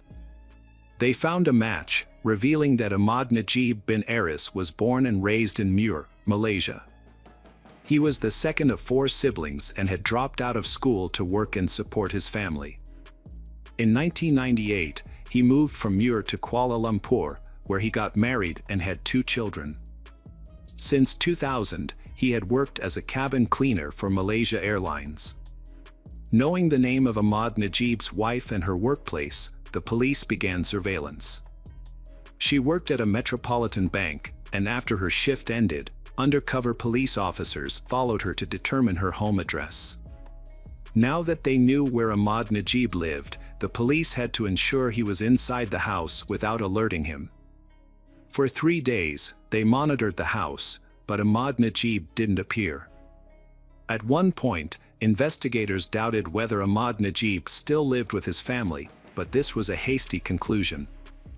On the 4th day of surveillance, at around 4 a.m., a cab pulled up to the house, and Ahmad Najib stepped out. Within a minute, he was handcuffed and taken to the police station for questioning. News of the arrest and the suspect's identity quickly reached the press. Many people who knew Ahmad Najib were shocked to learn that he was suspected of kidnapping and killing Kani Alm. Those who knew him described Ahmad Najib as a devoted husband, a caring father of 2, and an overall good person. However, investigators soon discovered that he may have been hiding a darker side. During the initial interrogation, Ahmad Najib remained calm and requested to speak only with the head of the Criminal Investigation Division. It wasn't until he was presented with evidence linking him to Kani Alm that Ahmad Najib began to deny any wrongdoing. His confidence seemed to wane as the evidence mounted. Investigators showed him 2 IDs that he had given to an officer on the night of Kani Alm's kidnapping. They also revealed that they had found bloodstains on his jacket and jeans, which DNA analysis would likely confirm to be Kani Alm's blood. After realizing the officers had solid evidence and were not bluffing, Ahmad Najib confessed to kidnapping and killing Kani Alm. Within 10 days of the kidnapping, on June 23, 2003, he was taken to court, where he repeated his confession. The police then conducted an investigative experiment where Ahmad Najib showed them all the locations he had been with Kani Alm. He provided a detailed account of how he forced her to be intimate with him multiple times, how he took her life, and how he attempted to dispose of her body. Evidence supporting his statements was found at all the locations he led the police to. The investigation began at the underground parking lot, where cameras captured footage of Ahmad Najib. According to his statement, he was waiting for his former boss, who had fired him and whom he sought revenge against. However, the claim about the former boss was never verified. Hiding in the darkness, he observed Canny Ong searching for something in her car and seized the opportunity to take advantage of the situation. He forcefully pushed her into the car, issuing threats that if she attempted to escape or seek help, she would face dire consequences. Overwhelmed, Canny Ong became disoriented and obediently followed his instructions. Next, he took the driver's seat and sped out of the parking lot. After crashing through a barrier, he stopped in an industrial area, where he began to harass Canny Ong. Just as this was happening, a plainclothes police officer approached the car. Ahmad Najib falsely told the officer that he didn't know he had taken the wrong person until the officer asked him and his victim for their identification. Even assuming Ahmad Najib had intended to kidnap his former boss, his guilt remains unchanged. Undoubtedly, his former boss would have suffered the same fate as Canny Ong. According to Ahmad Najib's account, he managed to evade the pursuing officer. Despite the officer possessing his documents, Ahmad Najib failed to consider releasing Canny Ong. Instead, he stopped the car on the street to replace a tire damaged by a bullet. Nearby, a car containing a woman was parked at the spot where he had pulled over. He approached she and asked for a car jack, intending to change his tire. However, he noticed Canny Ong signaling to she, who then handed him the jack. He abandoned the idea of changing the tire and drove off immediately. Later, he stopped at a secluded area and used a knife to threaten Canny Ong, forcing her to engage in intimate acts with him. Afterwards, he drove to another district where he coerced Canny Ong into satisfying him again, with both of them in the back seat. Canny Ong pleaded for mercy, but he took her life instead. He then disposed of her body in a manhole near a highway, moved the car to another location, and left it there.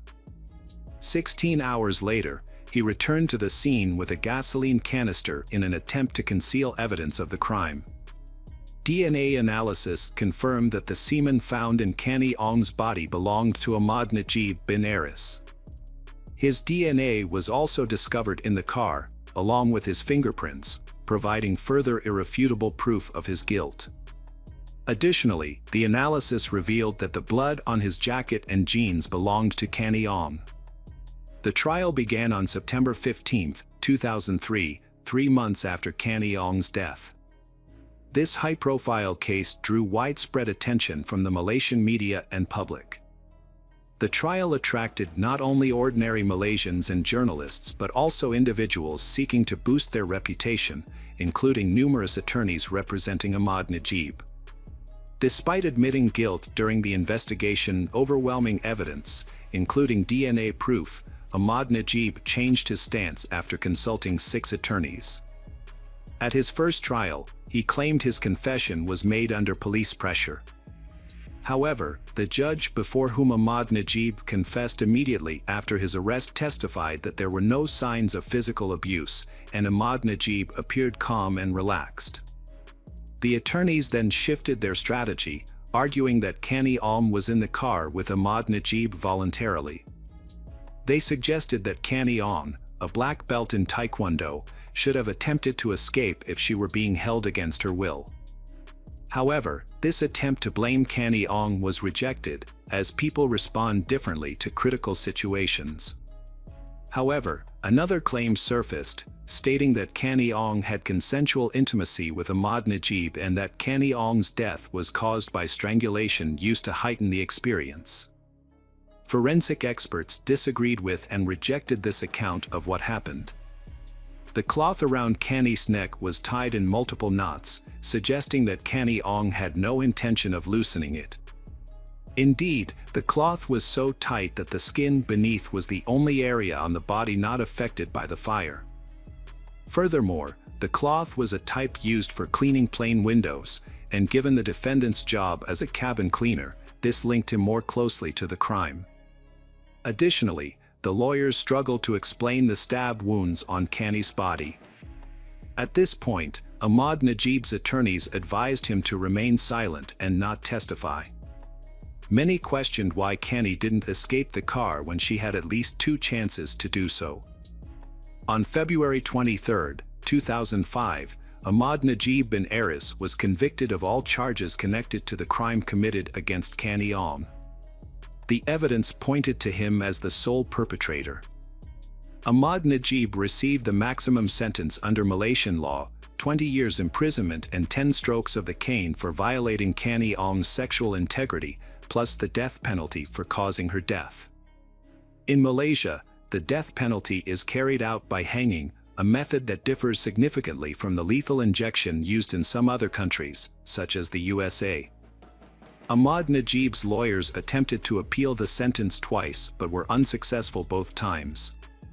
In 2010, Ahmad Najib petitioned the head of state to commute his death sentence to life imprisonment, maintaining his innocence. However, his plea for clemency was rejected. More than 13 years after Kani Aung's death, on September 23, 2016, Ahmad Najib's sentence was carried out. He was 40 years old at the time of his execution. Welcome back, detectives. Let's dive into another horrible case, the case of Kat West. Kat West was born on February 15, 1975, in the small town of Davie, Florida. She was the only child of Nancy and John Jonathan Martin. As a child, Kat always wanted a sibling, but her mother's health problems made that impossible. This has made Kat West so attached to her dolls, she treats them like living creatures, sings to them and cherishes them. Kat West was a popular student in school, admired for her good looks and friendly personality. She was very active in extracurricular activities, particularly sports and dance. However, during the teenage years, signs of bipolar affective disorder begin to appear, characterized by depression and anxiety, alternating with periods of hyperactivity, persistently elevated mood and agitation. Only later did her parents realize their daughter's condition, but it was too late. By then, she had turned to alcohol to cope with her emotions. It wasn't until she sought treatment for her addiction that doctors discovered the underlying issue, a bipolar disorder. Despite overcoming her dependency on alcohol, managing her bipolar disorder proved to be a much more daunting task. She was on multiple medications, which caused unpleasant side effects and made her feel unwell. Eventually, the disorder was brought under control, but Kat West had to continue taking medication. Kat West wants to get married and have children, but her personal life is full of hardship, possibly due to her past mental illness and addiction. However, Kat West is a charismatic and attractive person, has many admirers, is often the life of the party and shines in the spotlight. Growing up, Kat West aspired to be a model. She actively pursued her goal, spending time attending auditions and exploring different looks.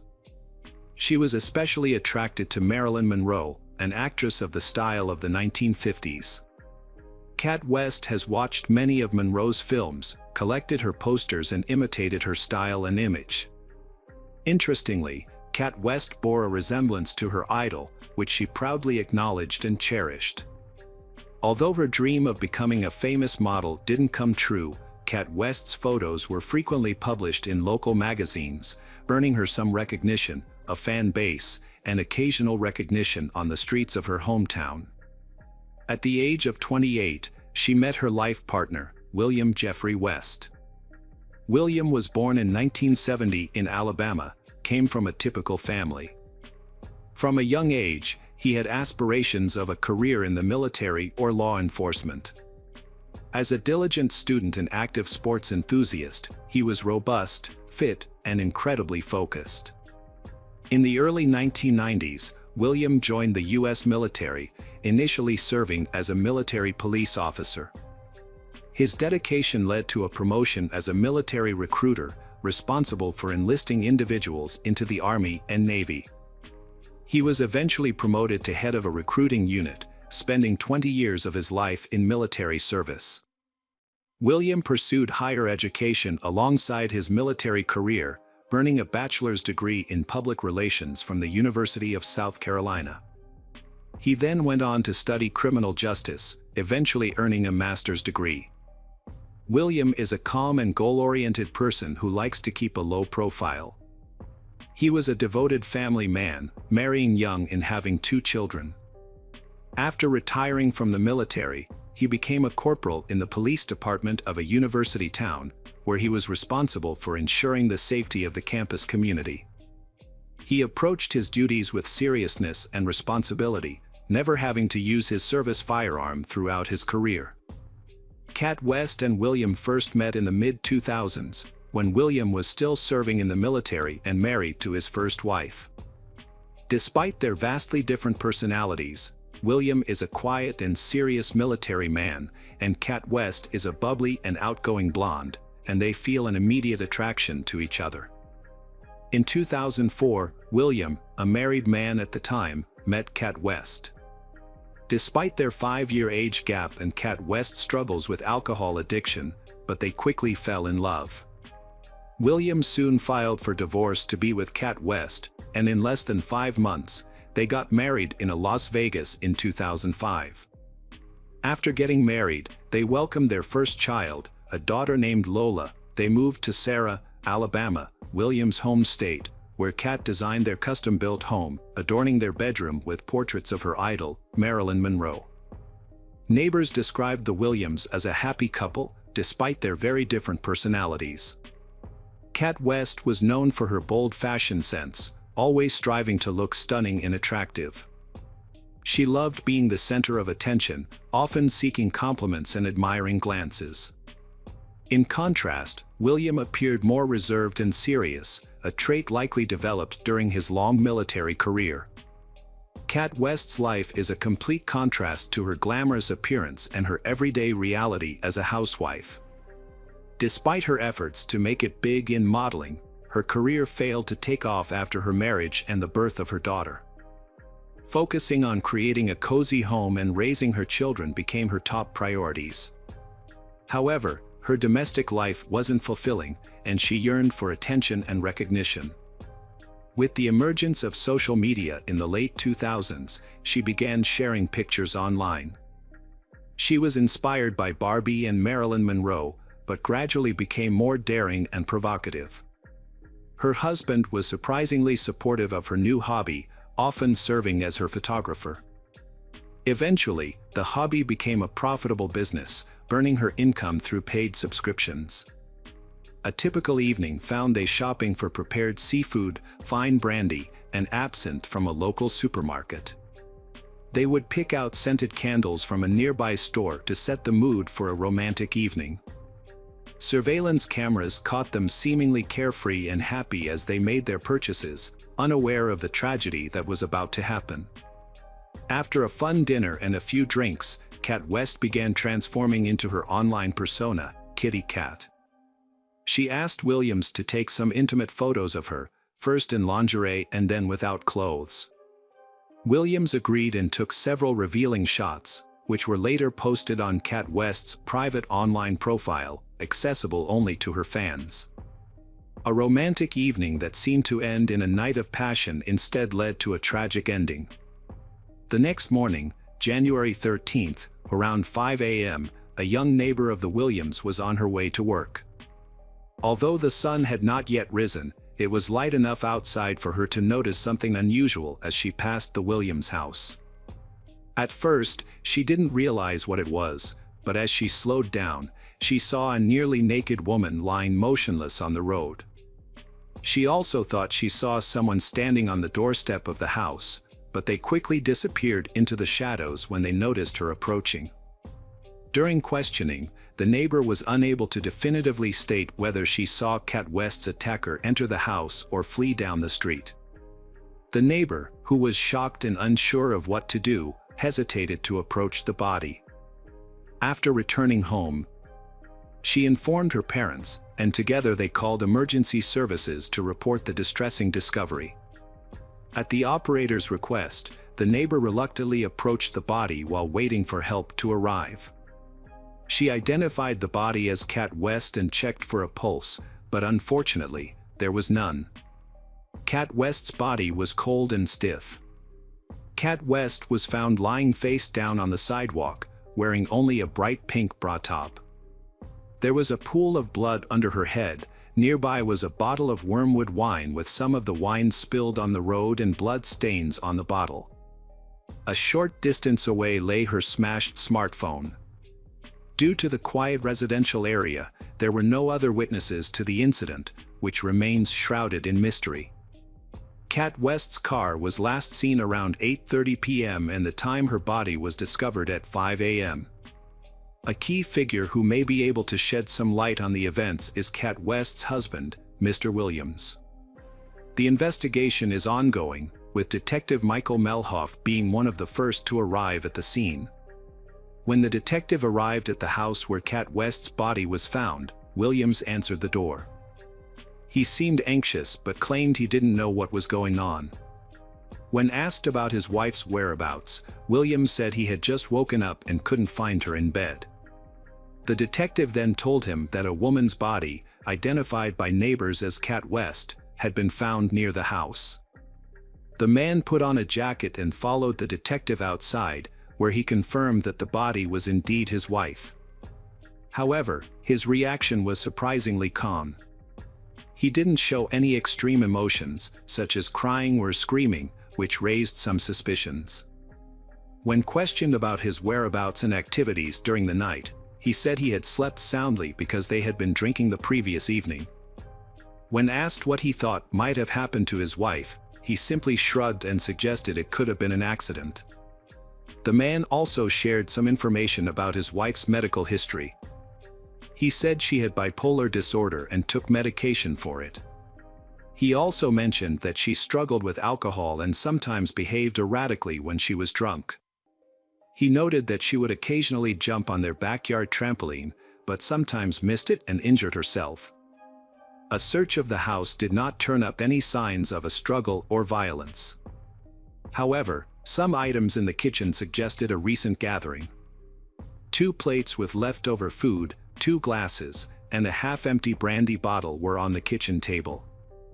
Under the table, police found Kat West's high heels and a pair of panties the same color as her bra lying on the floor.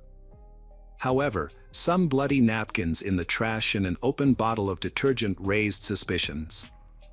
Williams claimed that on the evening in question, Kat West had been drinking heavily, which he disliked. After a photo session, he wanted to move to the bedroom for a more intimate setting. He took a short shower and returned to find Kat West still sitting at the table, drinking absinthe straight from the bottle and texting someone on her phone. Williams was angry that she ignored his requests to put away her phone, and he tried to take it from her.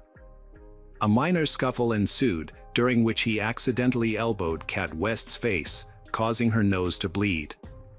Williams explained that the blood on the discarded napkins could have been the blood from his wife's nose that night. He stated that he took the phone from his wife and threw it out the door. Believing his wife would calm down and join him in bed, he claimed to have been unaware of what happened next until the police arrived at his door asking about Kat West. Williams speculated that his wife might have gone outside to retrieve her phone and brought the absinthe bottle with her to finish it. He suggested 2 possible scenarios: 1, that she fell, hit her head on the bottle, lost consciousness, and froze to death, or 2, that someone attacked her. However, he could not explain why his wife went out wearing only a bra without any clothes. He attributed this behavior to her being intoxicated from the absinthe. Williams's story raised suspicions due to its inconsistencies and lack of detail, which he attributed to intoxication. However, the investigation was hampered by lack of evidence and no witnesses. The autopsy revealed that the 42-year-old woman died from a severe head injury, likely caused by the absinthe bottle found nearby, combined with hypothermia. Her blood alcohol level was extremely high, suggesting severe intoxication can impair breathing and increase the risk of loss of consciousness. Initially, it seemed that the circumstances of Kat West's death were straightforward. She had been heavily intoxicated, gone outside to search for her phone, and taken the unfinished bottle of absinthe with her. It appeared that she might have lost her balance while reaching for her phone, fallen, hit her head on the bottle, lost consciousness, and ultimately died from the injury and exposure. The presence of the blood-stained bottle near her head and the phone nearby seemed to support this scenario. Yet, the investigation discovered that this explanation was overly simplistic and potentially staged. Experts determined that the head injury was caused by the bottle found next to the body. However, forensic analysis revealed that if the victim had fallen by herself, the bottle would likely have rolled away from her head, rather than remaining parallel to it. The bottle was found to have both Kat West's and her husband Williams's fingerprints on it, as well as some unidentified smudged prints. Further investigation led to a different conclusion. The theory presented in court suggested that Kat West and Williams had an argument. In a fit of anger, Williams allegedly struck her with the bottle, causing a fatal injury. Panicked, he attempted to stage an accidental fall and cleaned up the blood in the house, but failed to dispose of all the evidence. Evidence supporting this theory included a fitness app on Williams's phone, which tracked his movements. The app showed that Williams was active in the house until midnight and again early in the morning before the police arrived. This contradicted his claim of being asleep, leading police to speculate that he was trying to conceal evidence during these times. A neighbor who discovered the body recalled seeing a male silhouette on the doorstep of the house in the early morning hours. However, due to the dim light, she couldn't be certain if it was Williams or someone else. She also couldn't determine if the person entered the house. This information piqued the investigators' interest, especially given Kat West's online persona, Kitty Cat, which had attracted many male admirers who paid to see her revealing photos. This theory suggests that a highly devoted fan may have been responsible. As a homemaker, Kat West often received messages from various men, including some with inappropriate proposals.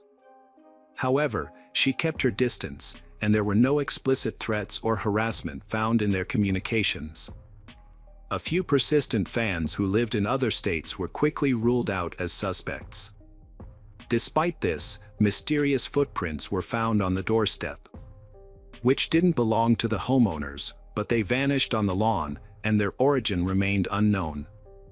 Friends, relatives, and neighbors described the Williams family as a happy couple, and he knew her online activities under the name Kitty Cat. While some might have seen it as unusual, he treated it as harmless fun. Their social circle was unaware of Kat West's online persona, just as most of her followers didn't know her real-life identity. Williams firmly denied ever abusing his wife, saying he loved her so much that harming her was impossible. However, they frequently argued, and a text exchange from January 12 revealed a heated dispute. Kat West criticized Williams for not matching her energy and temperament, suggesting they might be incompatible. Despite the lack of direct evidence, Williams remained the prime suspect. Following his arrest, his family and defense attorneys rallied to his defense, believing he was innocent. They insisted that he could never hurt his wife. After his arrest, Williams was unable to afford the $500,000 bail and had to stay in custody until his trial, which took almost 3 years. He was offered a plea deal, admitting guilt in exchange for a reduced sentence, but he refused, maintaining his innocence. The trial, which began in November 2020, drew significant media attention. This publicity put pressure on the judges and jurors. By this time, the possibility of a third party's involvement in Kat West's death was no longer considered. The prosecution argued that all the evidence indicated that Williams was responsible for his wife Kat West's death. They believed that, fueled by jealousy and intoxicated, he hit her with a bottle, causing fatal injuries.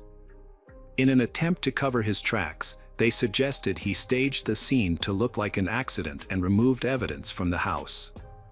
In contrast, Williams's defense team claimed that Kat West's death was an accident. They pointed out that her extremely high blood alcohol levels would have impaired her balance and coordination. Kat West's mother testified in support of Williams, describing her daughter as eccentric but stressing that Williams loved her unconditionally and would never harm her. She also appealed to the court to consider the well-being of their child, Lola, who had already lost her mother and now risked losing her father. On January 11, 2021, the jury delivered a guilty verdict for involuntary manslaughter. As a result, Williams received the maximum sentence of 13 years in prison, taking into account the time he had already served. Notably, if he had accepted the initial plea deal offered to him, he may have already been a free man by now. Unfortunately, all of Williams's appeals, led by his lawyers, have been unsuccessful thus far. Welcome back, detectives. Let's dive into another horrible case. The case of Celeste Mano. Celeste Mano was born on November 30, 1997, in Melbourne, Victoria, Australia. She was the youngest of two children to parents Eggy Diro and Tony Mano, and grew up with her older brother Alessandro. Although her parents separated when she was young, her father remained involved in her life, providing financial support and maintaining a relationship with his children. Celeste was a sociable and active student who enjoyed sports, dance. Initially, she wanted to become a lawyer and enrolled at the University of Melbourne to study criminal and civil law. However, she later lost interest in law and switched to studying advertising and marketing. In 2018, she landed a job at a rapidly growing e-commerce company. She rapidly advanced in her career, rising from a call center worker to the head of a department in just a few years. She was considered one of the company's most promising employees. Celeste has always been the center of attention, especially among men. However, she is very picky about her partners. Meanwhile, one of her colleagues, Louis Seiko, has had his eye on her since she started working at the company. He is almost 16 years older than her and has shown no signs of career ambition, remaining in the same subordinate position for many years. Despite his reserved nature, Louis Seiko was friendly and polite. He often asked Celeste out, but she consistently declined. Instead of taking the hint, Louis Seiko chose to view her rejections as a challenge or a game. He believed that Celeste was playing hard to get and was determined to win her over. Despite her clear lack of interest, Louis Seiko continued to try and draw her attention through various means. Celeste finds Louis Seiko's attention annoying, but she tries to keep her cool, hoping that he will eventually lose interest or focus on someone else. However, Louis Seiko's infatuation with Celeste grows stronger over time, becoming an obsession that everyone around him notices. Celeste confided in a close friend and colleague that she would never consider a romantic relationship with Louis Seiko due to several reasons. Firstly, she found him odd and unpredictable. Secondly, she was not attracted to men lacking ambition and life goals. Lastly, their significant age difference was also a factor. Despite feeling pity for Louis Seiko, she knew he had no chance with her. Louis Seiko's relentless pursuit of Celeste led to a critical mistake: he neglected his work duties. As a result, his productivity plummeted, which did not go unnoticed by senior management. Louis Seiko received 3 reprimands and warnings before being dismissed in early autumn 2019. As he gathered his belongings in the office, he appeared on the verge of tears, clearly devastated by the outcome.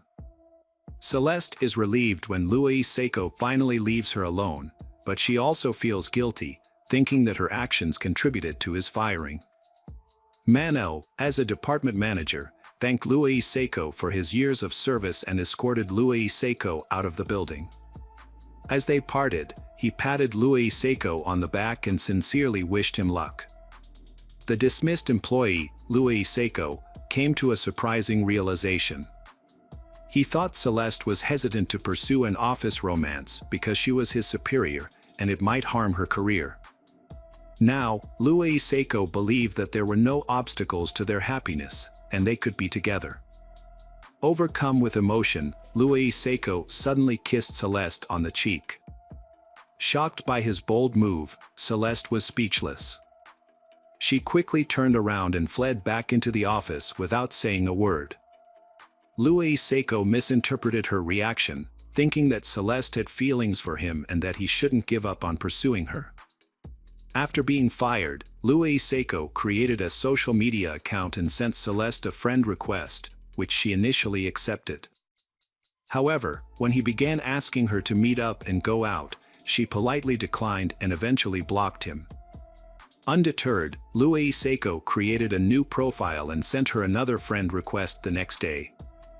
Celeste tried to ignore him, but he continued to comment on her photos, complimenting her appearance and suggesting they would make a great couple. To limit Louis Seiko contact, Celeste adjusted her profile settings to restrict messages, comments, and posts to only her friends. Despite this, a week later, she started receiving romantic messages from an unknown number, which she suspected were from Louis Seiko. The messages included poems he had written, admiring her beauty and trying to persuade her to go out with him. This was particularly concerning since Louis Seiko had never had her personal phone number during their time working together, and she had only communicated with him through work channels. Celeste initially tried to address the stalker by answering one of his calls. Celeste explained to him that there was no possibility of a relationship and urged him to stop contacting her. Unfortunately, Louis Seiko was not receptive to her message and instead continued to focus on how much he enjoyed hearing her voice. Despite Celeste's attempts to block him, Louis Seiko managed to circumvent this by calling from different numbers each time. Feeling harassed, Celeste eventually changed her phone number, but to her surprise, Louis Seiko was able to obtain her new number within a week. Celeste had been trying to protect herself from Louis Seiko, a crazed fan, for about 6 months. Despite blocking Louis Seiko's phone number and fake social media accounts, and ignoring his messages, the harassment continued. The messages escalated from romantic to bold and threatening, followed by demands to meet Celeste. Celeste had no idea that Louis Seiko had begun following her from work to her home, knowing her address. At first, she caught glimpses of Louis Seiko near her home, but Celeste assumed it was because she was too nervous. However, when she realized that Louis Seiko was actually following her, she knew she needed help. Celeste decided to seek police protection, hoping to obtain a restraining order that would prohibit the stalker from approaching her or her home. The police officers were unresponsive to Celeste's concerns, seeming to mock her request for help. They claimed that Louis Seiko had not done anything illegal, as writing explicit poems or fantasies in text messages is not against the law. Without evidence of Louis Seiko following or lurking near her home, Celeste was told to leave the police station. Celeste continued to be harassed by Louis Seiko on a regular basis. During the day, she would see his car parked across the street from her office, and at night, he would drive past her house several times. This constant presence made her feel uneasy. In August 2020, Celeste returned to the police station, this time providing photo and video evidence on her phone that showed Louis Seiko was indeed stalking her. A different officer took her statement and was more serious about the situation, expressing surprise at his colleague's previous indifference. He advised Celeste to go to court immediately, where a restraining order was issued against Louis Seiko, prohibiting him from contacting or approaching her in any way. Louis Seiko's sudden disappearance brought Celeste a sense of relief and freedom. However, that feeling did not last long. Less than a month later, she began receiving text messages from unknown numbers. The messages were from Louis Seiko, who initially begged her to retract his statement and drop the restraining order, arguing that it was interfering with their romantic relationship. Over time, his tone shifted from pleading to demanding. Celeste immediately reported the messages to the police, as Louis Seiko's actions were a clear violation of the restraining order. As a result, he was fined and warned that further violations would lead to severe consequences, including the possibility of jail time if he continued to harass her.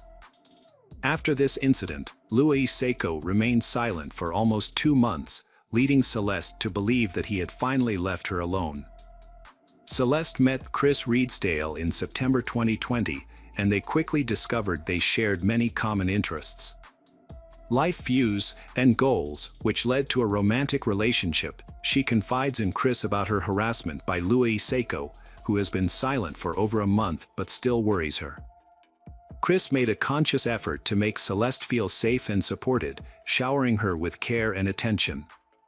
A month later, in early November, Celeste decided it was time to introduce Chris to her family over dinner. Her family welcomed Chris warmly. The next few weeks passed peacefully, and Louis Seiko made no further attempts to contact Celeste. She was happy, spending all her free time with Chris, and it seemed that she had finally forgotten about worrying about Louis Seiko. On November 15, 2020, they went on a date to a cafe where they sat together, enjoying each other's company. Celeste offered to take a selfie to capture the moment. Celeste loved the photo so much that she decided to use it as her profile picture on social media. By doing so, she also wanted to share the news of her new relationship and make it clear that things were getting serious. Chris also posted the photo on his page, along with a heartfelt caption expressing his love for Celeste. Sadly, this date turned out to be their last. After dropping Celeste off at home, Chris said goodbye, planning to see her again the next day. Celeste spent about an hour in the kitchen with her mother Eggy, before going to bed early to get ready for work the next morning. On November 16, 2020, Eggy was suddenly awakened around 4 a.m. by the sound of breaking glass. At first, she thought the noise was coming from outside, but then she heard more suspicious sounds, including banging, screams, and commotion, which seemed to be coming from within her house. Eggy quickly got out of bed, put on her robe, and rushed to her daughter Celeste's room. As she opened the door, she saw someone jumping away from Celeste's bed and escaping through a broken window. When Eggy turned on the light, she was shocked to see her daughter lying in a pool of blood, covered in cuts and small shards of glass. Celeste was struggling to breathe, her eyes wide open and looking up. Eggy immediately called an ambulance and tried to stem the bleeding from her daughter's deep wounds while she waited for help to arrive. Tragically, despite their best efforts, Celeste passed away before police and paramedics arrived. The medical examiners found over 20 stab wounds on the victim's body, with the fatal blow being a wound to her heart. After investigating the scene and comparing it to Eggy's testimony, the police concluded that the attacker broke into the Celeste's room through the window and carried out the attack in under 3 minutes, before the Celeste's mother entered the room. The attacker used a large butcher's knife, striking randomly, and the Celeste tried to defend herself, as evidenced by the numerous cuts on her arms. When asked if the Celeste had any enemies, Eggy mentioned Louis Seiko, who had been harassing the victim with calls and threatening messages for over a year. This information was confirmed by other family members, friends, and colleagues. The suspect left behind a large number of bloody fingerprints at the scene, as well as DNA on a fence he jumped over while fleeing, which was likely due to an injury to his hand. As a result, it was crucial to detain and interrogate Louis Seiko immediately, as he was the prime suspect in the case, and to verify and compare all the evidence and witness statements. Louis Seiko was immediately taken into custody but initially claimed to be innocent, professing his love for Celeste and insisting he could never hurt her. However, forensic analysis quickly proved him wrong. His bloody fingerprints were found both in Celeste's room and on the fence surrounding her property, tying him to the crime scene. Investigation revealed a prior restraining order, which prohibited Louis Seiko from approaching Celeste. Notably, the night before the crime, he bought a hammer and large knife at a local hardware store. The store's security cameras caught him purchasing the tools at checkout. It later emerged that he used these tools to carry out the violent crime, smashing through a window to enter Celeste's house and fatally stabbing her with the knife. The case against Louis Seiko was overwhelming, with evidence showing he had been watching his victim for a long time and knew everything about her. The final straw was when she posted a photo of her new boyfriend on social media. After that, Louis Seiko bought a knife and hammer and snuck into the victim's home at night to harm her. His actions seemed deliberate and planned. Louis Seiko's personal life was marked by instability. At 39, he had never married, still lived with his parents, had few friends, and had trouble holding down a job. He also had a family history of mental health issues, with a brother serving a long prison sentence for a serious crime. Louis Seiko's lawyer arguing that he needed specialized treatment rather than imprisonment. However, this claim outraged the victim's family, who feared that Louis Seiko would escape punishment. The psychiatric experts ultimately concluded that while Louis Seiko did have mental health issues, he was fully aware of his actions when he committed the crime. He had planned the details in advance, which meant he would have to stand trial. The murder trial is set for the fall of 2023, 3 years after Celeste's tragic death. In the years leading up to the trial, Louis Seiko attempted to argue that he was mentally ill and not responsible for his actions. He spent much of that time in a psychiatric ward. During the trial, Louis Seiko remained calm and detached, seemingly uninterested in the proceedings. He admitted to his guilt but claimed that his intention was not to take Celeste's life, but rather to win her love. However, the jury unanimously found him guilty on all counts. As a result, he was sentenced to 36 years in prison, with the possibility of parole only after serving 30 years. The Celeste's parents drew attention to the fact that their daughter had reported the perpetrator to the police as early as 2020, seeking protection from him. However, her complaint was not accepted due to a loophole in the existing legislation. This led to calls for a change in the law, which would later be referred to as Celeste's Law. Welcome back, detectives. Let's dive into another horrible case. The case of Carol Maltesi. Carol Nicole Maltesi was born on September 19, 1995, in a small province in Italy, to parents Fabio and Josephine. Her mother was of Italian descent, while her father had Dutch heritage. When Carol was just 4 years old, her parents divorced, and she remained with her mother. Her father moved back to the Netherlands, where he remarried and had more children.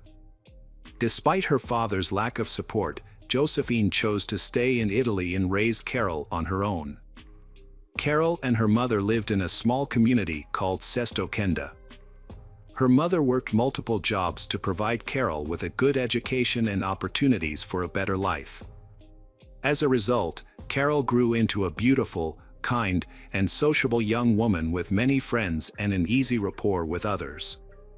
She was an active schoolgirl who participated in sports, such as horseback riding, and regularly attended a dance studio. Carol was fluent in 3 languages, loved traveling across Europe, and was an avid reader who could engage in conversations on a wide range of topics. As Carol entered her teenage years, she had many admirers and enjoyed being the center of attention. After completing her secondary education, Carol enrolled in a technical university to study industrial design, arts, and fashion. During her freshman year, Carol discovered she was pregnant after developing a romantic relationship with a young man studying architecture and design. The pregnancy was unexpected, and both Carol and her father were unprepared. Despite the challenges, Carol decided to keep the baby. In 2016, Carol, then 20 years old, gave birth to a son. The arrival of the baby significantly impacted her life. Due to financial constraints, she had to leave school to support themselves and their child. She relocated to Verona in search of better opportunities to provide for their family. Carol found employment as a sales consultant in a cosmetics and perfume retail chain when her son was 1 year old. Meanwhile, her boyfriend worked on projects from home and took care of their son. However, in mid-2019, Carol's life took another turn when she fell in love with Angelo. They began a passionate affair, secretly meeting in hotel rooms and exchanging messages at night. The affair lasted for about 6 months, during which they tried to spend as much time together as possible. But just before the new year, Carol's boyfriend discovered her infidelity and decided to end their relationship. Carol thought it was for the best that she was leaving, as she had already planned to move in with her new boyfriend. However, they faced a challenge. Angelo lived with his parents, and Carol couldn't join him with her child from a previous relationship. They decided to rent a place together, but their plans were disrupted, which left them jobless and unable to afford a home. Carol had to move into Angelo's parents' house and temporarily leave her 4-year-old son with his biological father. Carol struggled financially, but Angelo and his parents supported her as much as possible. She had to rely on them completely, unable to contribute to her son's care. To make matters worse, her mother was diagnosed with Parkinson's disease, which required expensive treatment. In desperation, Carol looked for ways to earn money from home to support her son and ailing mother.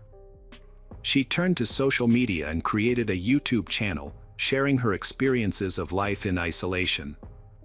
Although her content didn't attract much attention, her striking appearance drew comments, including some unwanted and inappropriate proposals. A subscriber suggested that Carol create an account on the adult content platform OnlyFans, citing her attractive appearance and potential for quick success. Taking this advice, Carol registered under the pseudonym Charlotte Angel and began posting intimate photos and videos. She quickly gained a large following and started earning a substantial income. As time went on, Carol's content became more explicit and bold and was appreciated by her fans. However, she keeps her work a secret from her boyfriend and relatives. This secrecy was short-lived because an acquaintance of hers discovered her account about 6 months later. Although Carol tried to justify her work as an art form that gave her financial security and personal fulfillment, her acquaintances did not accept it. Friends and acquaintances gradually distanced themselves from her, believing that her work was immoral and fearing that association with her would damage their reputations. Carol saw this reaction as prejudice and remained confident that she would achieve success and wealth as an adult film star. Carol's newfound popularity attracted the attention of adult film studios, and several directors approached her with offers to star in their productions. She soon accepted the invitation and participated in group photo sessions. Unbeknownst to her, her activities went unnoticed, and her boyfriend, Angelo, was shocked to discover that she was not working remotely as a designer as she had claimed she would. He felt lost and didn't know how to react because he had no plans to end their relationship. However, when Angelo's parents learned of Carol's profession, they urged him to end the relationship immediately, fearing she would bring shame to their family. At that time, Carol achieved financial stability thanks to her popular OnlyFans account and increasing salaries from film directors. In interviews, she expressed her intention to eventually complete her education and pursue a career in design or modeling. However, she increasingly loved her current job and was completely immersed in it. Despite her success, Carol faced constant moral pressure from those around her, who judged and tried to shame her. This led to certain psychological trauma. She defended her profession, calling it art, and supported women's right to choose a career without fear of judgment or social consequences.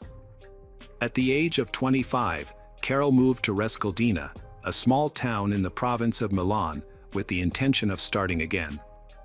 She planned to abandon her career in the adult entertainment industry and secure a job as a sales consultant at a perfume shop. However, this job of hers only lasted for a short time.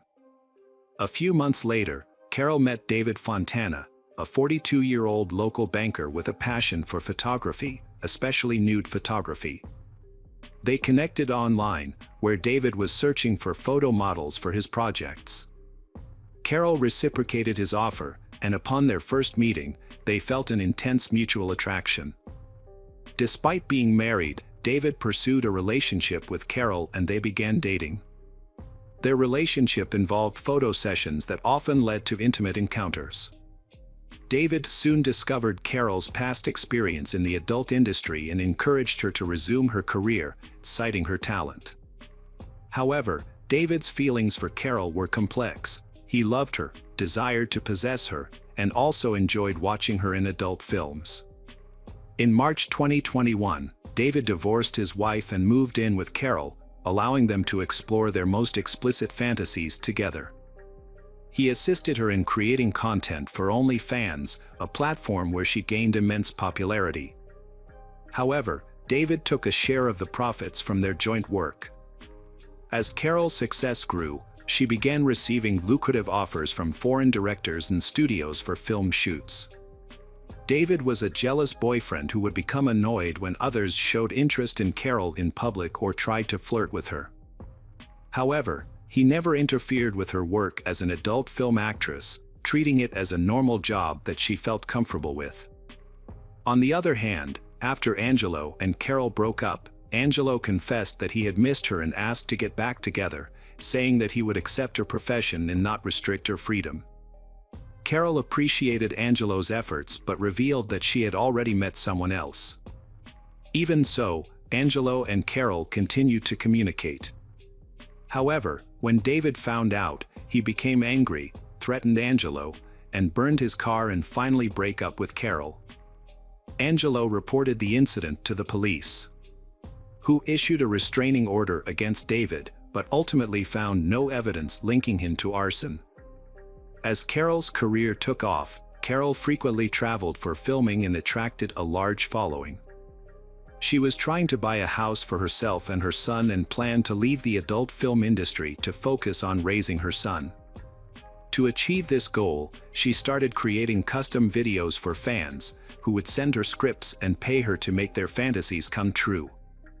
This idea brought high profits to Carol. Carol and David continued to work together in film despite their personal separation. During a September 2021 film shoot, Carol met co-star Salvatore Galdo, and a romance blossomed. She and Salvatore eventually formalized their relationship, deciding to get married after taking the time to ensure they were both ready to move forward. As they planned their future together, they made a conscious effort to maintain their independence and keep their relationship private. They had learned from past experiences and wanted to approach their new relationship with a clear understanding of each other's needs and boundaries. In the end, Carol and Salvatore were able to build a strong foundation for their relationship, free from the entanglements of their past. They were able to move forward together, focusing on their shared future and leaving their complicated pasts behind. Carol's social media activity had slowed down significantly. Although new posts occasionally appeared on her account, she rarely interacted with anyone, keeping her responses brief. Her latest photos suggested she had recently gone on a seaside vacation, but she hadn't shared her plans with anyone. Everything was happening peacefully. But on March 20, 2022, in a deserted area near Italian Borno, a passerby had made a disturbing discovery. He had been walking along a cliff when he had spotted large black bags of trash on a slope near a body of water. He had felt uncomfortable seeing garbage in such a beautiful location, so he had decided to throw it away. When he had approached one of the bags, he had noticed that it was unusually heavy. His curiosity had turned to horror when he had seen human fingers poking out through the tear in the polyethylene plastic. The man who quickly contacted the police, and when officers arrived, they found 4 bags with a human body that had been divided into 18 parts. Due to the extreme disfigurement, identifying the remains seemed unlikely. Forensic analysis showed that the victim was a young woman who had been deceased for at least 2 months, but the cause of death could not be determined. It was clear that the body had been stored in a freezer before being thrown off a cliff in a remote area, likely with the intention of remaining hidden for a long time. Upon impact, the bags tore, spilling some of the contents. The perpetrator had attempted to conceal the victim's identity by removing any distinctive features, such as tattoos, although damaged remnants of these tattoos still existed. The skin in those areas had been severely damaged with burns from hot objects, cuts, and acid. Despite this, police were able to piece together fragments of the tattoos and compare them with a missing persons database. A breakthrough came when a news report about the body was broadcast, asking anyone who might recognize the described features to come forward. Shortly after, a woman who worked in adult films visited the police station and identified the tattoos as belonging to a colleague who had disappeared in early January. The actress knew the deceased as Charlotte, but did not know her real name. This new information was crucial, as it allowed police to establish the victim's identity and real name. Once her identity was known, it was revealed that she had become engaged to Salvatore Galdo, a colleague, shortly before her disappearance. However, Galdo had not reported his fiancée missing, which raised suspicions. He was detained as the first suspect, but he appeared genuinely distraught over his fiancée's death and puzzled as to why he was under suspicion. According to Salvatore, he had been in regular contact with his fiancée through messaging apps and social media, and he had proof of their correspondence. He claimed that Carol had caught sick and was self-isolating, which is why he hadn't visited her. When asked why he hadn't called to check on her, he said he had spoken with David Fontana, who lived nearby and had promised to care for her. Although Salvatore's story was unclear and unconvincing, his testimony led police to a second suspect who needed to be questioned. However, before police could search for David, he appeared at the station to report a missing person. This was a surprising turn of events. David had not been following the news and did not expect the body to be found so quickly. When he learned that Carol's body had been discovered and identified, he became worried. But when Salvatore was arrested, David realized the police would likely find him, as he had communicated with Salvatore by phone and fabricated a story about taking care of Carol while she had sick. When questioned, David appeared nervous and gave conflicting accounts of his relationship with Carol. He claimed he and Carol were close, but they had not seen each other in months and she had suddenly stopped contacting him. After hours of questioning, David finally cracked under the pressure and began confessing that he had accidentally killed Carol, claiming it had happened in early January during a filming session for a client who had paid a large amount of money. The script had called for him to tie and gag Carol, put a bag over her head, and brutally beat and torture her with tools, including a hammer. David and Carol had agreed that David wouldn't hit her too hard, but she would act like she was in a lot of pain. However, David claimed he had accidentally delivered a hammer blow and fractured her skull. When he removed the bag, he saw that she was about to die, but instead of seeking medical help, he had decided to end her suffering with one last blow of the hammer. But surprisingly, the investigation revealed that the mysterious customer was actually David, who contacted Carol using a fake account. He had come up with a revenge plan because Carol had wanted to leave him. At about 9 p.m. on January 11th, David had used a hammer to kill Carol. The next day, he had bought a large freezer using Carol's credit card, as well as a saw and axe from a hardware store, which he had used to dismember her body. David had attempted to disfigure her body to prevent identification by removing her tattoos and skin and attempting to burn and shred the rest. After murdering Carol, David stored her body parts in bags and kept them in a freezer for over 2 months. During this time, he deceived her relatives and friends by communicating with them through her phone and social media accounts, creating the illusion that she was still alive. By the end of March, David thought it was safe to dispose of the body and dumped it off a cliff in a remote area. He hoped that the remains would either never be found or would have decomposed beyond recognition by the time they were discovered. However, the body was found just 2 days later, and authorities tracked David down within a week. The most puzzling aspect of the case is that none of Carol's relatives or friends reported her missing, despite her disappearance occurring nearly 3 months prior. They were all convinced by the messages and social media posts David had created, and even her fiancé, who thought she was ill, didn't become alarmed when she failed to answer his calls or visit him. If someone had raised the alarm, David would have been tracked immediately through the signal from Carol's phone, which he had kept with him the entire time. At the trial, David expressed remorse and claimed he loved Carol, stating that her death was unintentional. He also said he had planned to end his own life after her death, unable to cope with the grief. Although this statement seemed implausible, the defense maintained that the incident was an unintentional act of violence. On June 12, 2023, David was found guilty of manslaughter. He was sentenced to 30 years in prison and ordered to pay compensation to Carol's son, Carol's mother, and the father of Carol's child, totaling €350,000.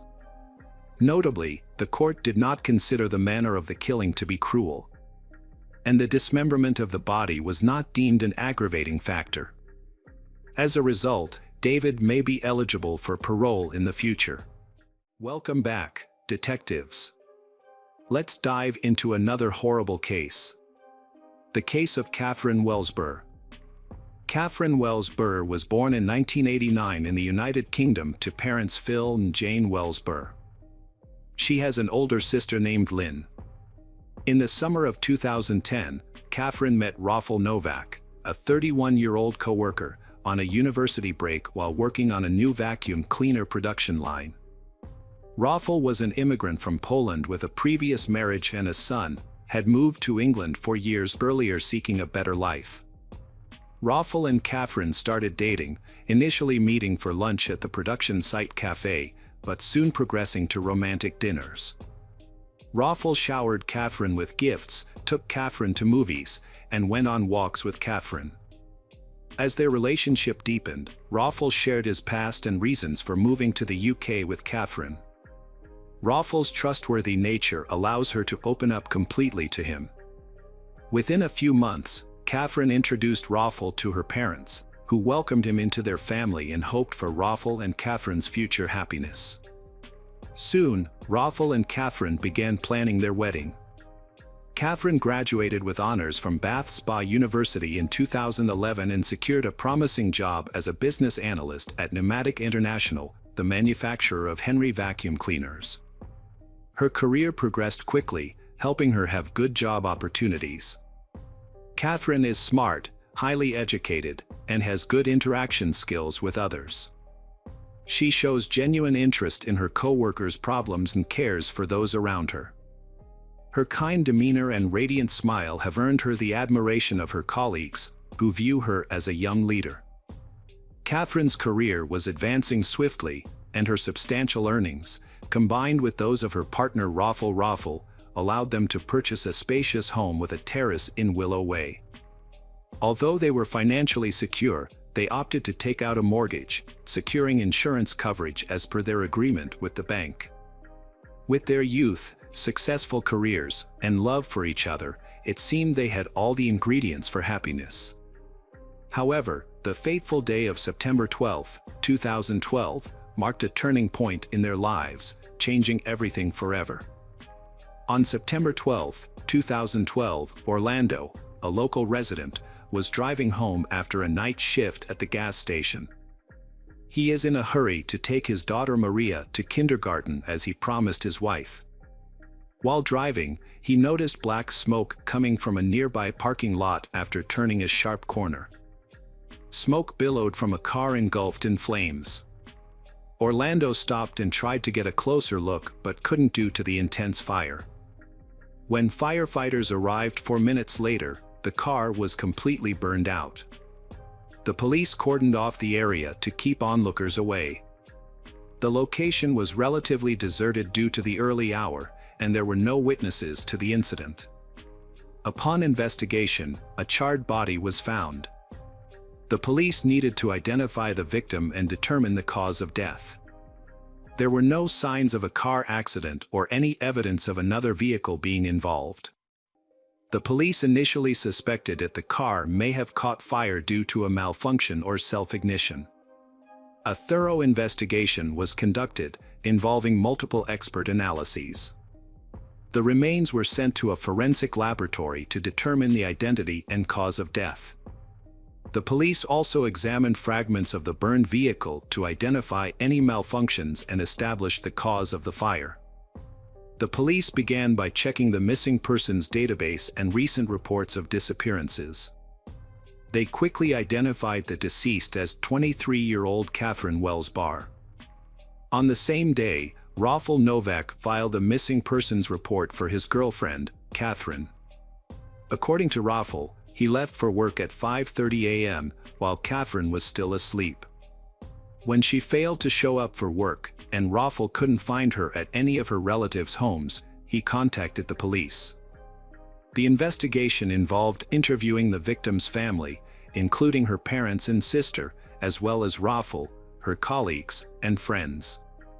By gathering information about the last days and years of Catherine's life, the police were able to reconstruct the events leading up to her tragic death. The investigation into Catherine's disappearance continued to uncover shocking details about her life with Rafal. As the truth began to emerge, it became clear that their relationship had been built on lies from the start.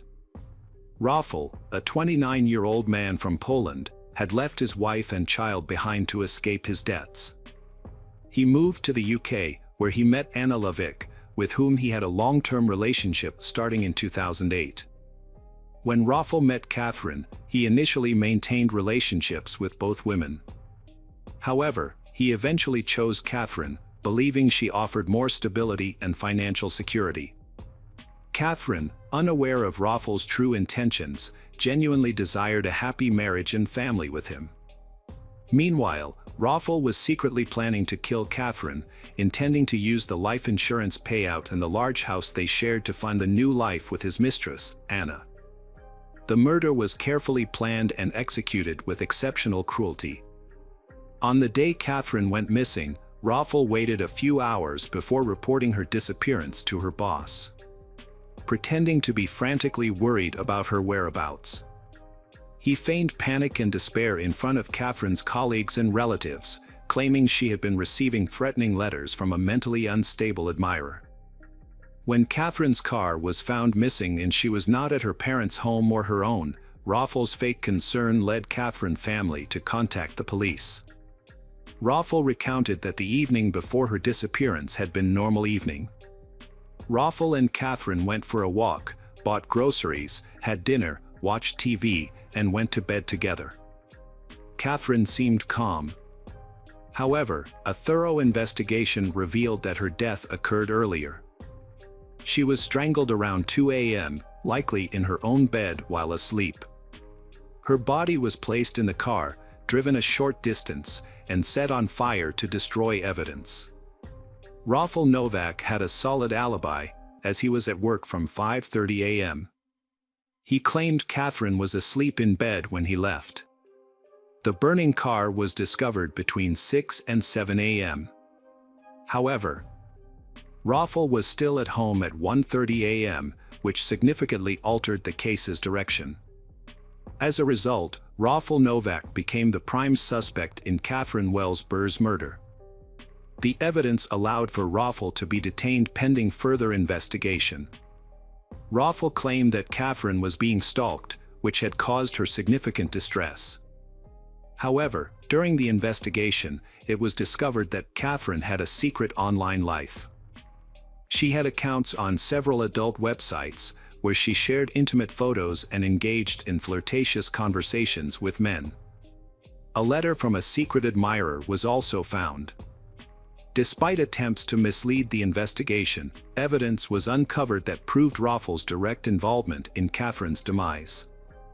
Notably, Rafal had a motive to kill Catherine. Investigators found that he had been in continuous communication with Anna Legwinowicz, and they had met regularly over the past few months. Furthermore, it was discovered that Rafal had a financial motive. Shortly before Catherine's death, They had both taken out life insurance policies worth £123,000.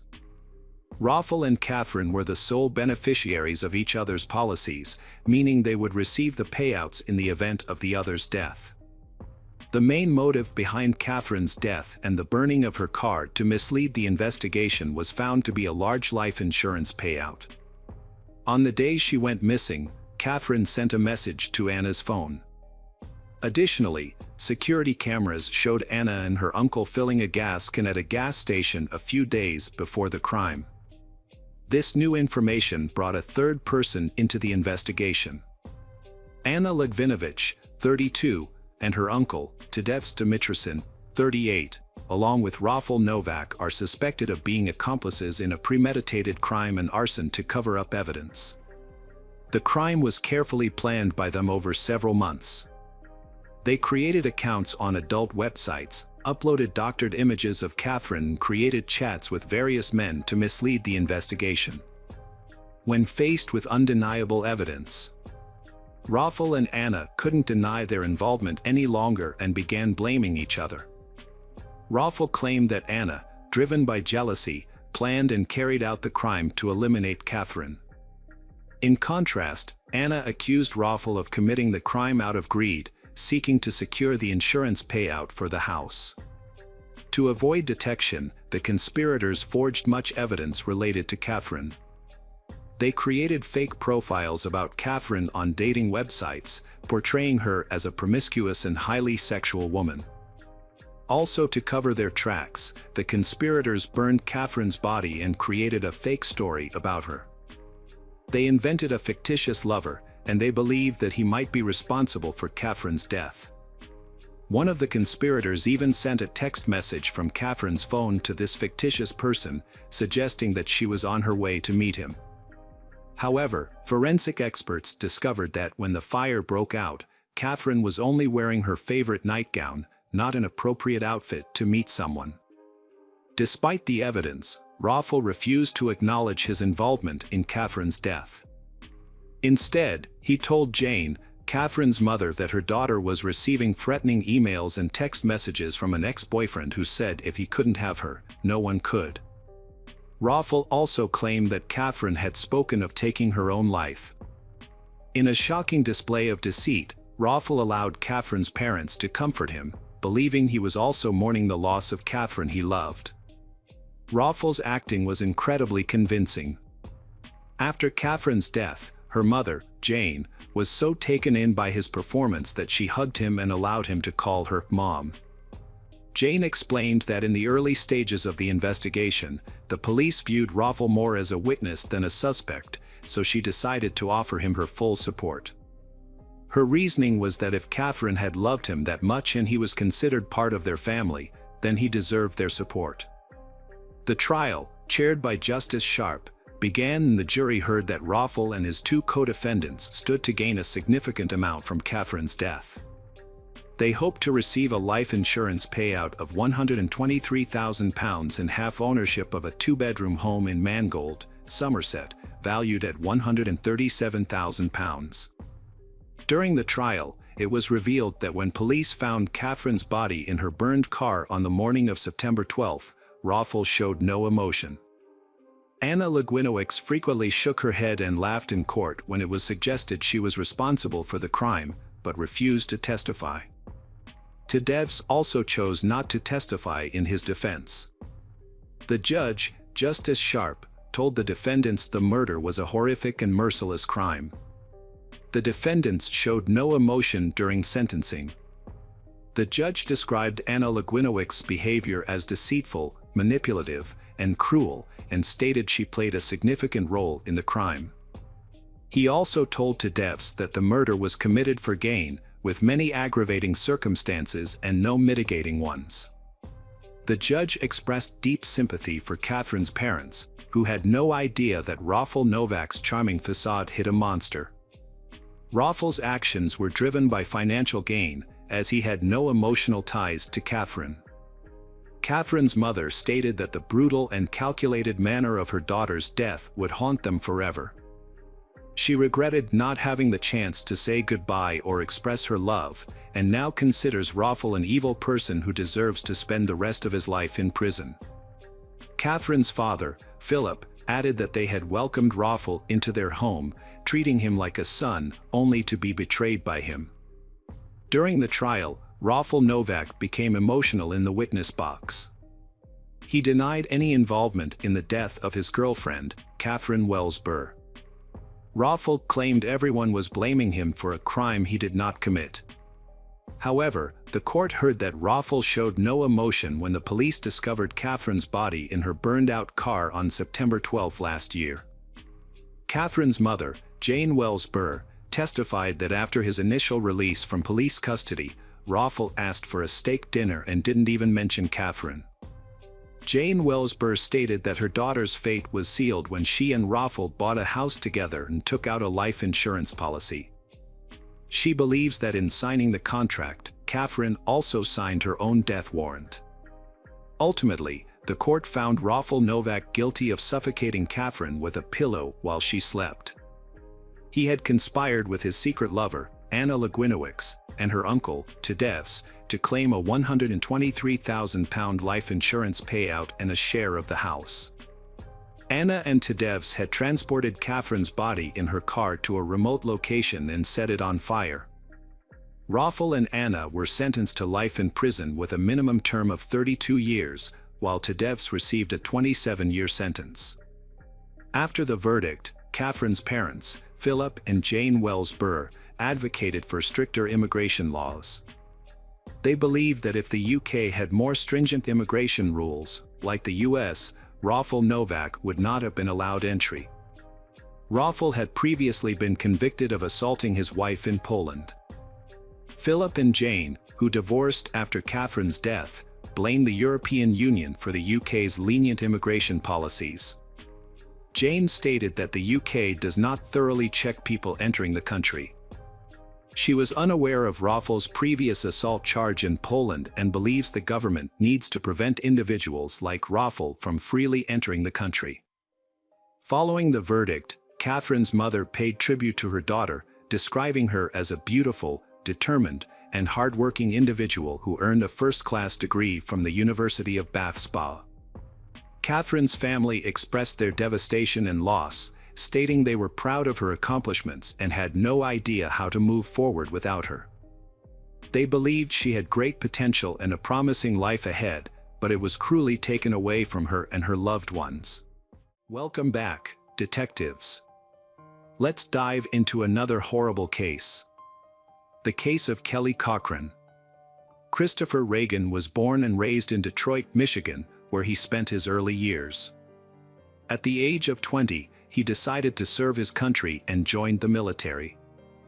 Christopher committed himself to protecting the peace and safety of his fellow citizens. Christopher was stationed at a military base near Marquette, where he met Terry O'Donnell, a young teacher from Iron River. They lived in the same area and would often see each other around town as they spent more time together. They remained close friends for many years, but Christopher eventually decided to leave the military and move to Traverse City.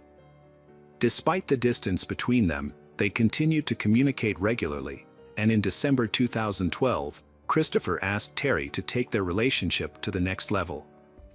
Terry and Christopher have known each other for many years. They find they have a lot in common. They decide to live together. Terry and Christopher choose Iron River as the perfect place for them to settle down. Christopher finds a job at a factory that makes parts for military ships, where he becomes a supervisor. However, after 2 years of living together, problems began to arise in their relationship. Unfortunately, they didn't make an effort to work through their issues, and it became clear that their relationship was coming to an end. Eventually, they made the difficult decision to go their separate ways. Despite the breakup, they were able to part on good terms and remain friends. After breaking up with Terry, Christopher realized that he couldn't live in her house anymore, so he decided to rent his own house. He felt that the town he lived in was too small, and he wanted a more dynamic city. Christopher began applying for jobs in various locations, sending out his resume in search of a new job. In October 2014, Christopher found a job in Asheville, North Carolina. As Christopher settled into his new life in Asheville, he contacted Terry on October 14th, telling her that he would be taking the day off tomorrow and looking forward to meeting Terry for a walk. However, on October 15th, Christopher did not contact Terry as planned. Terry became worried and tried calling him for several days, but he did not answer. She even contacted their mutual friends. 10 days after Christopher went missing, Terry filed a police report. The police accepted the report and told Terry that Christopher had probably moved to a new job in North Carolina and that he had started a new life and wanted to contact old friends. To avoid speculation, investigators conducted a thorough investigation. They identified Christopher's new workplace and contacted an employee to gather information. However, surprisingly, they found out that Christopher had not shown up to work in 10 days. The police then suspected that he might have been involved in an accident, given his frequent solo outdoor trips. The search for Christopher led investigators to the local woods, where he was known to frequent. Trained search dogs were brought in to aid in the effort. But no signs of Christopher were found. Terry, concerned that Christopher may have been injured or in an accident, suggested searching his former apartment. The investigators agreed and visited the apartment, where they were met with a scene of disarray. Clothes and belongings were scattered across the floor, and closets were left open. Initially, they thought that Christopher might have simply been messy, but Terry disputed this, stating that Christopher was typically neat and organized. The detectives started to suspect a connection between the recent events and the crime. After investigating Christopher's home, they decided to expand their search. A thorough search of the neighborhood led them to find Christopher's car 8 miles outside Iron River, near the city limits. The police found it unusual that the car was left there, suggesting it might have been abandoned unintentionally. After forcing open a door, they searched the interior and found nothing suspicious, only ordinary clothing. However, one of the officers noticed a small yellow piece of paper on the front passenger seat with a detailed route written on it.